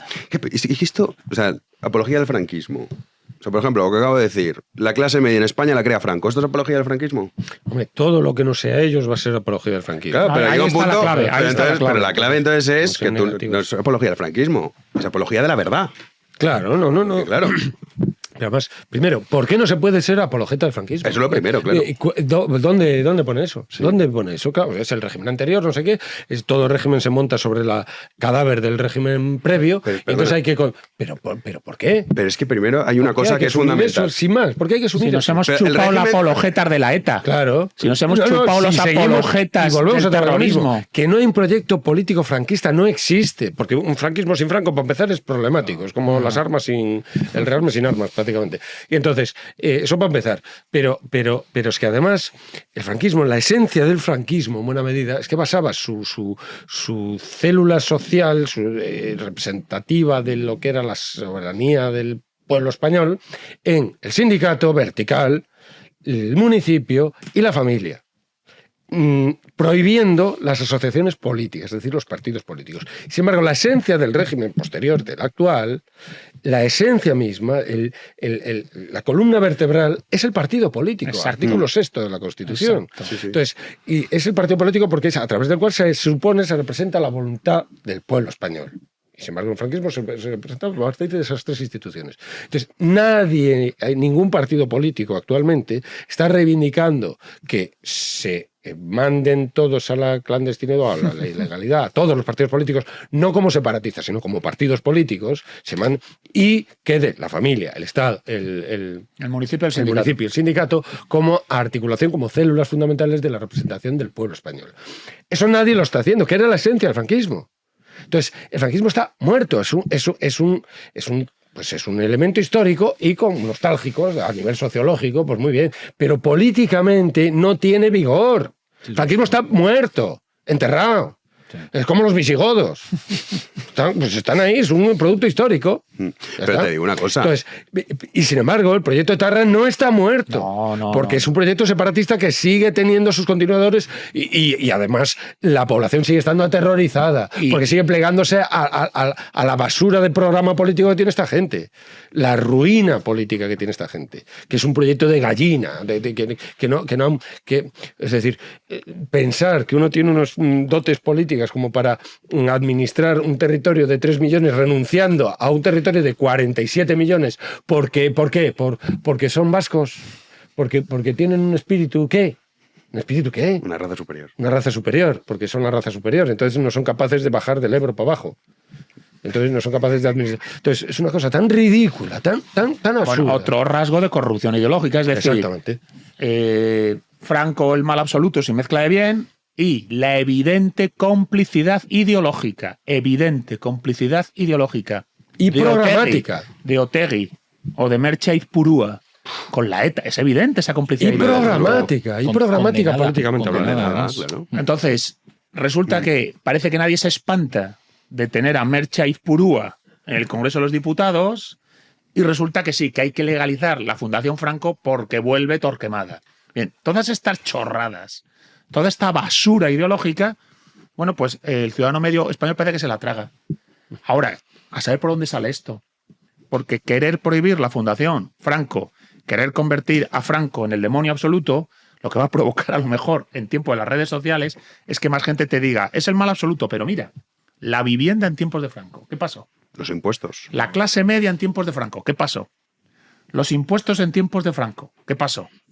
Es decir, sin hacer leyenda rosa, tampoco hacer leyenda negra, cantar las verdades del barquero a un sistema que está dejando a la clase media con el culo al aire y que tiene a los cómplices de ETA pactando con el gobierno. Pero a además, los cómplices ideológicos. Pero es que hay otra cosa, que es que lo olvidamos. O sea, el régimen del 78 es heredero del franquismo. Hombre, o sea, si no se hace es que esta es otro tema que parece que aquí a Franco estaba España esperando que se muriese para abrazar la democracia. Y eso es mentira. O sea, son las cortes franquistas que se hacen el harakiri para transicionar. La transición famosa. De la ley a la ley. A la ley de Torcuato Fernández Miranda. Entonces, te vienen estos tíos y dices, oye, si esto se ha llegado así es por el franquismo, macho. Hay muy pocos ejemplos. Si tú te pones a estudiar la historia de los países europeos, sobre todo del siglo XX, o sea, muchos fue derramamiento de sangre, otras una guerra, cuando se cambia, digamos, el régimen, para entendernos. El caso de España no es así. O sea, el caso de España es, muere Franco y las propias cortes franquistas hacen el harakiri, la transición famosa. Para bien y para mal, no se trata de valorar. Yo no estoy hablando. Cansado de la valoración. Yo te estoy diciendo los lado. Hechos históricos, ya está. Yo no te estoy diciendo, oye, si es bueno, no, a mí yo no soy demócrata, imagínate la historia, pero bueno, dices, vale, entonces, esto es un hecho histórico. Es un hecho indiscutible. Entonces, a partir de ahí, que salgan estos tíos a decir, el franquismo, pero si tú eres heredero del franquismo también, si participas en el régimen del 78, otra cosa es que me digas, no, yo quiero romper este régimen, claro. ¿Vale? Entonces, quiero romper este régimen, quiero montar otro, porque esto, oye, que la primera constitución que bandera estaba, coño. O sea, es que están diciendo aquí unas tonterías y luego sale el PP, que tiene narices, bueno. Yo me abstengo, pero, es como si reniegas de tu padre, macho. Y dices, oye, tú puedes justificar y decir, mire, nosotros hemos evolucionado, como decías tú, pero aquí no hay franquistas que quieran imponer el modelo franquista, afortunadamente, también te digo. Dices, vale, habría cosas rescatables, el tema de los impuestos y muchas cuestiones, pero el modelo franquista a día de hoy, no sé, yo desde luego no soy partidario. No y dices, tío, pero no puedes renegar de esto. Y en vez de explicarlo, decir, pero ¿cómo vamos a ilegalizar la Fundación Francisco Franco? ¿Cómo vamos a ilegalizar de lo que nosotros somos herederos? Es espectacular. Sí, yo también, sin reír ni llorar, y también estoy harto de este emotivismo que está invadiendo la vida pública. Sí. Y por supuesto no quiero que se implante ningún régimen franquista, y creo que no conozco a nadie, es exacto. Pues hay gente que le gusta la museografía y tiene aficiones históricas y pues están por ahí, ¿no? Pero yo creo que hay que ceñirse a una ciencia que yo esbozo siempre aquí, que es la ciencia pesoeológica o la pesoología, que yo llego a la conclusión de que tiene un capítulo solo, que es filosofía de la historia. O sea, es una representación. Es una representación, lo que decías tú, maniquea de la historia reciente de España en una divisoria muy fácil de entender, que es nosotros y el Drácula fascista, ¿no? Poniendo a tu primera. El Drácula fascista. Entonces, que está esperando siempre el no muerto. El no muerto que está esperando siempre a volver. El no muerto. Claro, el no muerto de tal. No, que luego está omnipresente, por otro lado. Levantas así esto y de Franco. Claro, hay que tener mucho cuidado y votar mucho al PSOE para evitar que vuelva a aparecer. Así se exorciza, ¿no? Ese mal. Entonces, lo que pasa es que están llegando. O sea, yo siempre que veo intervenciones como la que hemos visto antes, a mí me molesta que se tengan tan poca estima los españoles. Estamos recibiendo una propaganda muy absurda. Sí, muy cutre. Estamos llegando ya al paso absurdo de la propaganda. Y no solo en esto, cuando ves, lo hablamos hace poco también, de cosas de televisión española o de los cosas, o sea, dices, ya llega el paso al absurdo de la propaganda, ¿no? Y ese paso al absurdo es absurdo sobre todo porque te lleva a contradicciones muy fuertes. O sea, el PSOE es el partido dominante, el príncipe del régimen del 78. Ha sido durante mucho tiempo el partido de rendimiento con la monarquía, el partido dominante en temas culturales y el partido de régimen, de sistema. Entonces, cuando a ti se te queda, digamos, en esta marcha hacia adelante, ¿no? de un gobierno débil que tiene que ir rompiendo las camisas que le van quedando, llega un momento que te topas con el propio régimen del 78. Es decir, que lo que estás es queriendo orillar al rey, diciendo que el régimen del 78 es malo porque es un franquismo por otras vías que hay que acabar con él, pero tampoco tienes fuerza para hacer otra cosa. Es decir, que es una fuerza puramente destructiva del sistema que tú has construido y que a ti te ha garantizado la hegemonía que tienes. Y luego la otra parte que le he dicho a Gonzalo, estoy de acuerdo, es que luego vas a El País o vas a medios progresistas y profesor de secundaria muy preocupado, mis alumnos son franquistas. Claro, esa noticia fue desde ayer. Claro, le estás explicando a chavales. Profesora en concreto. Claro, está diciendo, oye, el franquismo es la negación de todo lo que te estoy diciendo yo, llegada a la fase absurda del discurso. Claro, entonces muchos chavales dicen que entonces, lo que decía Gonzalo, entonces el franquismo que era un señor que había ahí, que yo me queda lejísimos ya, o sea, no tengo un tipo de pasión, y era la negación de esto. Entonces lo que estás haciendo es generar las condiciones de que la rebeldía juvenil sea Franco. Entonces, eso, de hecho, si os acordáis, al principio en enero están con lo de que todos los días iba a haber actos antifranquistas, y al final no. Yo creo que porque se dieron cuenta de decir, tío, es que en junio todos los chavales de 16 años van a ser franquistas. O sea, y sin embargo tienen que seguir haciendo esto. No es que otra. Yo creo que también nos movemos en una locura, en esa que has dicho de la pesoización, ¿no?, filosófica y tal. Da la impresión de que España solo puede existir a la contra de Franco. Solo puede existir a la contra de Franco. Pero Franco, a su vez, es la quinta esencia de España rancia y negra. Con lo cual, el destino último de la España del 78 es destruir España y convertirlo en otra cosa. No vaya a ser que porque no la destruyas seas un poco franquista. Y no se puede ser ni un ápice franquista. Entonces, claro, el resultado es esta locura de la PSOE, que es capaz de ser Partido Socialista Obrero Español y no coincide ya en ninguna de esas siglas, solo en la P, ¿verdad? En todo lo demás. Entonces, no, tampoco, más bien una mafia, un partido. Es verdad, quizás. Ahora, ¿qué ocurre? Ninguna. Que en torno a Franco, además, se genera una leyenda negra. La leyenda negra es la siguiente: no ya que Franco sea el mal absoluto sin mezcla bien, sino que desde Franco se lee todo hacia atrás. Y todo es susceptible de haber sido protofranquismo.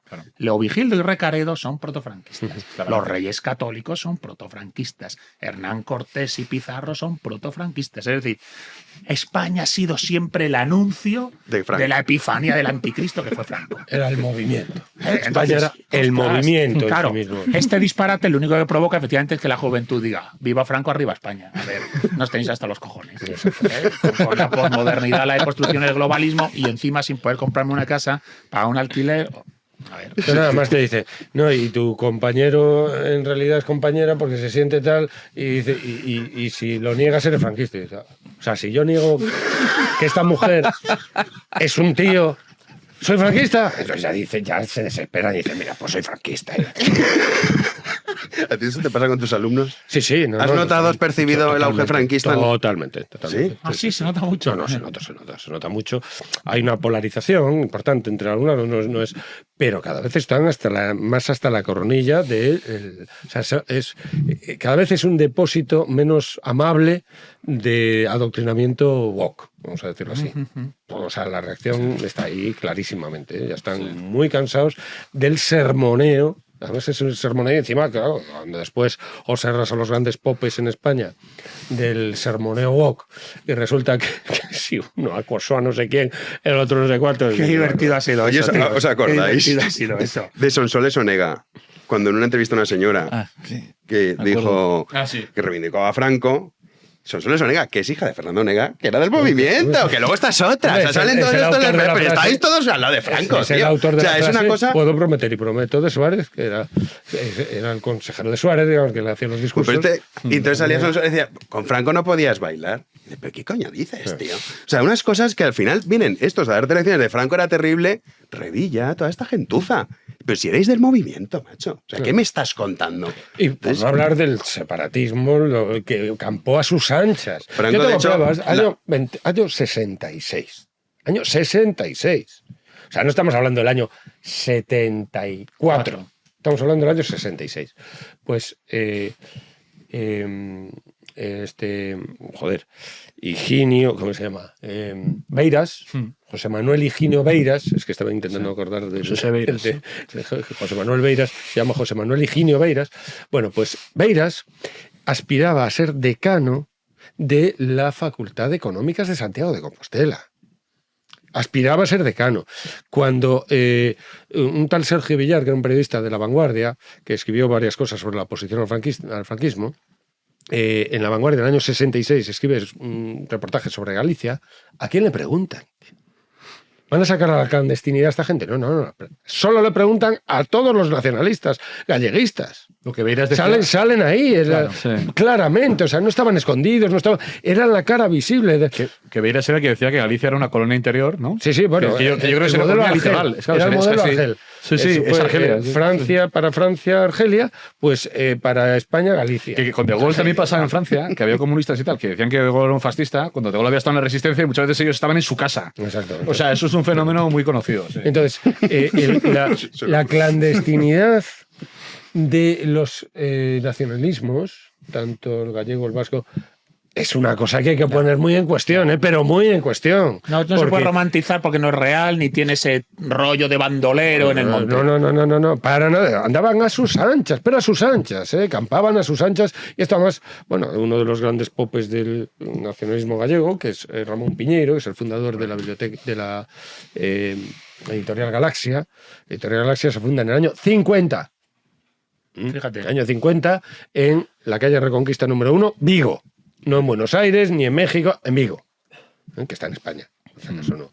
Entonces, año 50 se funda, y entonces Ramón Piñeiro llega a decir en sus memorias, que tiene, se llama Da Miña Acordanza, que por si acaso no entendéis el idioma de los elfos, se llama de mis recuerdos, es decir, es un libro de memorias, pues dice que las autoridades sabían perfectamente lo que hacían, sabían quiénes eran y perfectamente lo que hacían, y no les perseguían. Esto lo dice digamos, el artífice del nacionalismo gallego actual. Porque Ramón Piñeiro fue el alma mater de lo que es el nacionalismo gallego actual, filtrados las instituciones, no enfrentarse a la policía franquista, ni a las autoridades, ni al Estado franquista, que a diferencia del vasco y el catalán, sino filtrarse en las instituciones una vez que muriera Franco, eclosionar, y que todos los partidos en Galicia fueran galleguistas. ¿Qué es lo que consiguió? Sí, pues en Galicia el galleguismo está completamente asumido porque no fue un partido, no fue un PNV o un CIU quien fue no se hizo del galleguismo un partidismo, sino que todos los partidos, empezando por el PSDG, o sea el PSOE en Galicia, pues por supuesto siguiendo todo el AP, Alianza Popular, porque fue ese fundador franquista del PP, que lo lastra al PP y tal, fue el que promovió el galleguismo en Galicia, Manuel Fraga Iribarne. Entonces, claro, ¿de qué coño estamos hablando? Vamos a escuchar lo que decíamos de Sonsoles Onega, la hija de Fernando Onega. Es que es espectacular esto. Pero claro, es que usted lo ha vivido todo, porque ha vivido 3 reyes que hemos echado cuenta. Alfonso XIII, el rey Juan Carlos, el rey Felipe, la República, Franco. Franco también, sí. Eso no le gusta. Muy bien. Porque es gallega, ni le Franco le va. No, claro. Digo yo, va. Ha sido un placer. Así tenía que venir otro como él. ¡Ay! Va. Sí. No. A ver si ponía a la gente toda en directa, a la gente joven eso, no, porque, al servicio militar. No. Verás cómo está... Hombre, pero se está matando gente todos los días, mujeres. Todo. ¿Pero qué es eso? Pero antes no se veía eso, Esperanza, madre. Usted que ha vivido... El que ha vivido todo, porque es que no hay otra que haya vivido todo. Con Franco no había libertades. Es verdad. Bueno. Y ahora hay libertades. Pues sí, con Franco usted no bailaba. ¿No bailaba? Hombre, ya se lo digo yo. ¿Cómo no bailaba? Teníamos baile también. Mira ahora, se puede. Tenían baile, pero menos. No, que estamos mejor así con nuestra libertad. No podían votar las mujeres. No se podían separar. No, hombre, no. ¿Votaron o no? Que no. Pues es mejor así, matando mujeres y chicos todos los días. Pues sí, eso sí está mejor. Está mejor. Está mejor matando a las mujeres todos los días. Eso está muy feo. Pero bueno, pues entonces no me digas. Si venía otro como él, lo sabía traer al dedito a todos. Mira, Mari Carmela, que nos hemos enjardinado. Bueno, oye, pues ella tiene su opinión. Ha vivido todo, ella se ha quedado con... Ha vivido todo, se queda con Franco. No se dejó censurar, la mujer heroicamente. Sí, la mujer con 107 años, imagínate. No votaban las mujeres. Pero si no tienes que meter uno de los referéndums que convoca Franco, que se pueden ver por televisión en YouTube. Sí. Y estamos las mujeres votando, porque desde el año 33... las mujeres pueden votar en España como los hombres, es decir... Otra cosa es las opciones que tenías de votar. Eso claro, era el referéndum, pues el referéndum de los del años sí o de paz, sí, el tal y todo lo que quieras. Pero votaban hombres y mujeres cuando votaban. Los referéndums que fueron... Yo creo que la leyenda negra del franquismo, el Franco es el mal absoluto si mezcla bien, se va a derrumbar. Cuanto más persigan el franquismo y tal, más posibilidades hay de que se derrumbe la leyenda negra del franquismo y emerja, ojalá no una leyenda rosa, sino una mirada crítica desde los logros del ciclo franquista, una mirada objetiva respecto de los desafueros del ciclo del 78. Es decir, se puede tener una mirada objetiva donde sin necesidad de hacer leyenda rosa porque caiga la leyenda negra, puedas, desde lo que serían los logros del ciclo franquista, decir, ¿cuáles son los logros que tenemos aquí? No vaya a ser que no sean tales. Y no vaya a ser que la España 78 sea disfuncional. Y palabras que están asociadas al franquismo están condenadas al ostracismo también y al no ser dichas, ¿no? Dictadura, por ejemplo, ¿no? Una dictadura puede ser perfectamente algo asumible políticamente, perfectamente beneficioso para una sociedad. Pero ¿qué coño es esto de tener que censurarse el lenguaje político porque le salga de los narices aquí a unos cuantos? ¿Pero qué es esto? Que yo no me voy a parar a tener que opinar y decir desde el punto de vista de la teoría política lo que les dé la gana aquí a esta gente, porque te censuren. Pero pues censurar todo lo que queráis si podéis.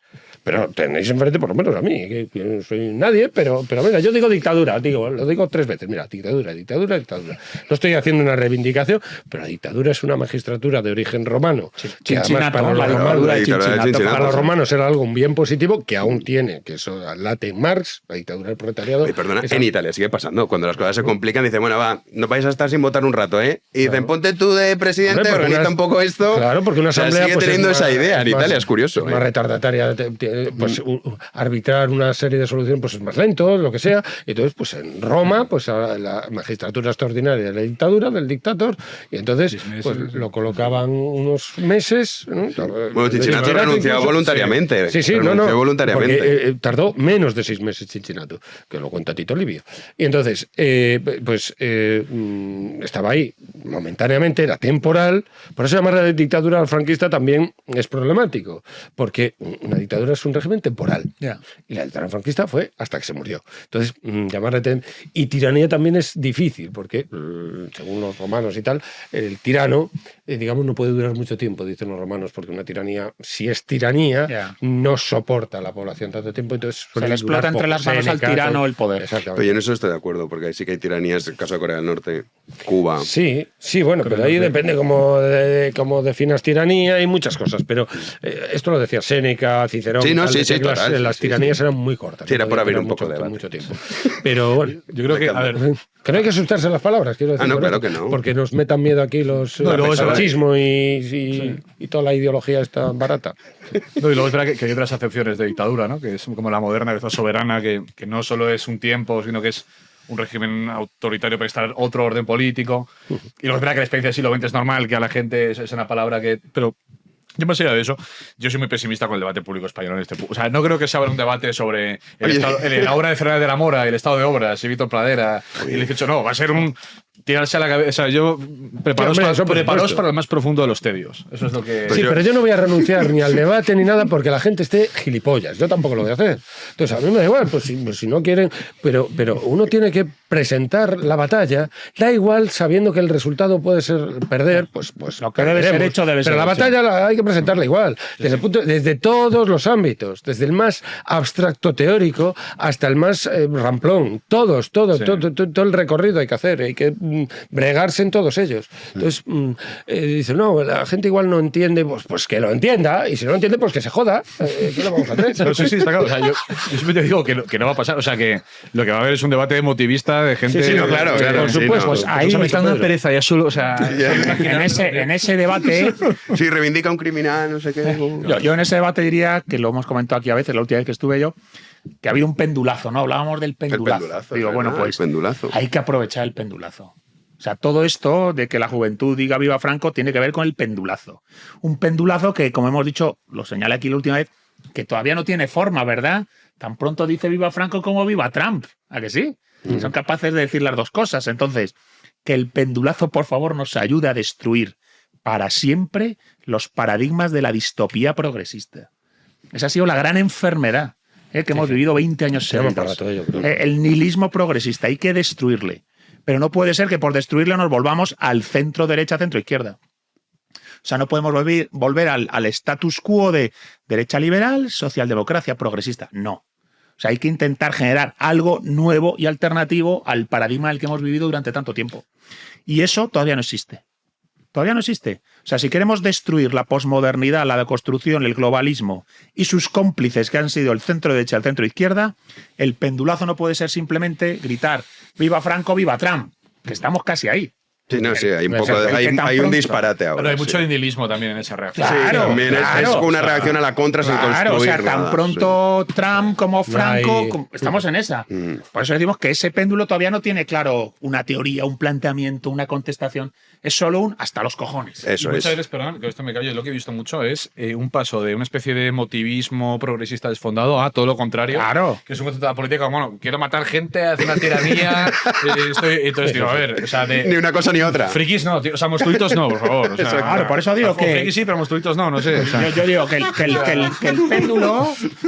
Que el péndulo de verdad rebane en lo que ha sido el paradigma de la distopía progresista de una ministra de Igualdad que decía niños, niñas y niñes. Sí, es que con esto sueldo público. hemos pasado mucho. Eso es una distopía. Bueno, estamos pasando mucho. Es una distopía. Entonces, destruir esa distopía que no vuelva. Pero para que no vuelva, hay que evitar que vuelvan los cómplices, que fueron el centro derecha y el centro izquierda. Si en un centro y derecha y centro izquierda meninfluos e inanes, nunca hubiera prosperado el nihilismo progresista. Así que el péndulo se pongan a estudiar, a desarrollar la teoría filosófica, económica, política que necesitamos. Y si no se hace, volverá el péndulo al centro, volverá a la cosa inane y volverá el nihilismo progresista con otro rostro, con otro nombre, con otro 15M o con otra basura parecida. Sí, seguramente. Me voy a recomendar, habéis hablado, ¿has dicho tú Gonzalo Fernández de la Mora? Lo he mencionado, sí. Ah, sí, que es un, bueno, ministro de Franco, unos libros extraordinarios. Sí, a mí el de la envidia igualitaria me parece teórico del fascinante. Tecnocratismo, digamos, como ideología más. Que además no era del Opus, porque muchos tecnócratas sí que eran del Opus. Gonzalo Fernández de la Mora no pertenecía al Opus. No, el Cláusula de las ideologías es un gran libro.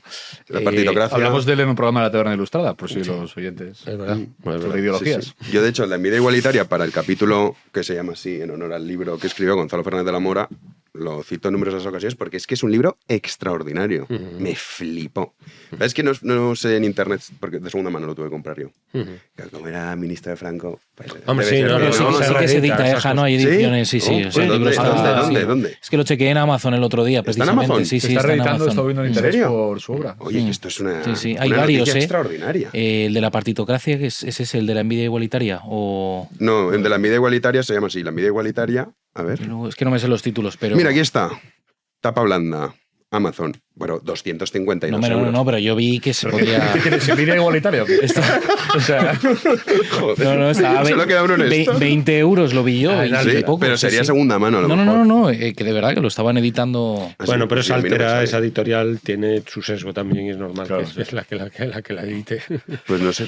Bueno, es un libro extraordinario y muy interesante de leer. Gonzalo Fernández de la Mora. Vamos a despedir dando gracias a nuestros queridos socios, que afortunadamente no son envidiosos, nos ayudan para dar esta batalla que también habéis defendido hoy aquí los tres. Muy bien. Gonzalo nos anima antes de la tertulia. Hombre, Nos hace una arenga como el partido de fútbol. En la línea del frente. Hay que dar la batalla. Tío. Pero que esto no es broma. O sea, es una arenga. Sí que está Eja, ¿no? ¿En Amazon? No, es en Editores, pero que también venden en Amazon, 19 euros. Ah, vale. Bueno, somos muy receptivos, tanto Pedro como yo, para recibir una arenga con facilidad. Digamos, Sí, no somos difíciles. sí, yo la- venía Juan y Caído, venía Gonzalo, he dicho. Te has venido arriba, es verdad. Hacer el programa. Sí, claro que sí. Es la En trinchera. la línea del frente, sí, sí. Y vamos a dar gracias a nuestros socios que nos permiten estar aquí. Miguel, de Madrid, Justo, de Telde, Las Palmas, y Lorena, tienes expatriado, Juanín. Muy bien. Poway, California. Anda. Muy Mira, qué bueno. Saludo desde aquí entonces. Sí, sí, sí. Así Españoles que- en California. Sí, sí, nos sabe la cantidad de gente que nos ve desde fuera, que eso también da mucha pena. Algunos han ido porque han querido, otros porque no han tenido más remedio. Pues es que aquí no... Yo tengo muchísimos amigos que no viven en España y que no pretenden volver. Y es que volver a qué. California es un nombre de ¿para origen español, como todo. Sí, California es un paraje o una princesa de una novela de caballería. De García Y como los Montalve, conquistadores iban con la mentalidad cargada de literatura caballeresca, esa tierra la llamaron California. Entonces eso formó parte del virreinato de Nueva España, si no me equivoco. Entonces eso es tierra española que algún día habrá que reconquistar, joder. Claro, como Constantinopla. Junípero y- Sí, vamos a dejar este mensaje. Hay que reconquistar California y Constantinopla. Cuanto antes mejor. Bueno, pues encantado de volver a la línea del frente contra la anti-España caña, ya está bien, y que el Lemmy de Motorhead nos dé el poderío y la furia contra tanta tontería. Y Paseos Toledo Mágico. Paseostoledomágico.es, ahí nos tenéis, las visitas guiadas, el congreso sobre metafísica del vampirismo, ¿verdad? A quien le interese. Tiene que ver con mis temas de mitos y leyendas y demás, así que bueno, va a estar muy interesante. Perfecto. Pedro Insua, oye, no hemos dicho nada de tu libro, que está ahí todo el rato, y Sí. no hemos hecho la promoción pertinente. A ver, pues es uno de los mejores libros de la historia de la humanidad. Cámara. Modestamente, Para decir ¿no? esa frase tienes que decirlo a la Sí. cámara. Es un gran paso para... Un pequeño España. paso para el hombre, fue un pequeño paso para el hombre, para un hombre que fue el Cano, tampoco fue pequeño el paso, pero bueno, de la vuelta al mundo. Pero bueno, dentro de un barco, o sea, muchos pasos tampoco dio. Y un gran paso para la humanidad. Así promocionas. Yo es que ya te digo, soy muy mal propagandista, pero bueno, más o menos. Bueno, de las ideas, no. Vamos a ver. Propagandista, las ideas lo haces bien. Bueno, lo intento. Este es el orbe a sus pies, pues precisamente a los pasos, mira. Es una expresión de José da Costa, ¿no? Sobre el primer hombre que dio la vuelta al mundo, que fíjate lo oprimido que estaba como vasco, que fue el primer hombre que dio la vuelta al mundo. Entonces, fíjate la opresión bajo una empresa española, naturalmente, no una empresa vasca. Pues dio la primera vez junto con otros 17 compañeros que llegaron en esa... Entonces hago vamos a ver, este libro no solamente es sobre la vuelta al mundo de Magallanes Elcano, es sobre cómo se abre el Pacífico y la esfera en general por parte de España, una acción imperial, una acción del Imperio Español, cómo se abre el Pacífico como ámbito geopolítico que hasta ese momento no es que no lo fuera, es que ni existía el Pacífico, y además la esfera terrestre da la cara, por así decir. La cara, el planisferio, por primera vez en la historia, se dibuja la cara de la Tierra tras ese viaje en la cartografía, en los mapas elaborados en Sevilla, con el patrón real de Sevilla que diseña el hijo de Cristóbal Colón, Fernando Colón, que es el primer patrón geográfico de la historia. Es una pasada. Pues hay que leer entonces Maravilla. con esto. Es un Ahora ya es mucho logro mejor. histórico que Ahora bien estaría mejor. que se enseñara más en las escuelas. Esa primera Ahora frase, mejor. que es Bien, eso quedó bien, ahí está. Una obra que reivindica la plena españolidad, la gesta que revolucionó el mundo conocido, porque recordáis que cuando se celebró el aniversario... Es que no llegamos. He dicho solo que leyera esa frase. Que reivindicaba Portugal. Como reclamo, pero ya está. No, eso va. Claro, por eso. Entonces esa frase está diseñada para eso. Como el martes que viene vuelves. Venga, pues lo vuelvo a decir. Y Pedro Lecanda, aunque no quiere traer sus libros, tiene obras publicadas. Tengo alguna cosa por ahí. Oye, pero pues tráelas. un día la traigo. Espero en algún momento traer un ensayo. De momento, lean El orbe a sus pies, El poder del mito. Pero ¿para qué los lean tuyos, igual no? y sean felices. Pero hombre, no, que los tuyos también, o que es que Un día dices, traigo algo. son de literatura. Bueno, ¿y qué? Aquí lo que se busca es el ensayo. No, Ensayo. Te llevarías una sorpresa. No. Te llevarías una sorpresa. Bueno, hombre, hay literatura... Los que no tenemos talento no nos queda más remedio que dedicarnos al ensayo, Pedro Lecanda. Esto es así. A ver si en algún momento consigo yo escribir uno. Me gustaría hacerlo en algún momento. No, pero tráelos, hombre. Que aquí hacemos Lo promoción. sé, un día con la promoción. Vale, nos vemos pronto. Juanín, a ti te veo mañana. Mañana más, si Dios quiere, aquí A nuestro estaremos. malucho Héctor Menta también está malo. Sí, Es que estamos todos fatal. Se salvo los Está ahí el pobre. hiperbóreos. Todos. Míralo, los mira cómo hiperbóreos tose, cómo tose ahí. en su Los Pedros cubículo. hiperbóreos, el resto estáis todos fatal. Claro, sí, es verdad. Esto es así. La raza. Es así. Yo voy a escribir un libro, fíjate, sobre un anillo. Es que no llegamos otro día. Mira, el martes que viene lo dices. Yo creo que a lo mejor... Solo va para bien. socios. A ver, venga, Un va. anillo que va a ser destruido, una cosa original. Es una idea muy interesante. Es una idea Le veo interesante. futuro. Bueno, Héctor a los mandos, haciendo un esfuerzo sobrehumano para estar aquí aguantándonos. Y nosotros ya saben que regresaremos mañana. Háganse socios. Te dejamos en la descripción, en el comentario fijado también, en iVoox, en todos lados. No hay excusas para poder continuar. Y así nosotros mañana regresaremos a las 9 de la noche aquí en Libertad en Vigo, en Media, como siempre. Muchísimas gracias por estar ahí.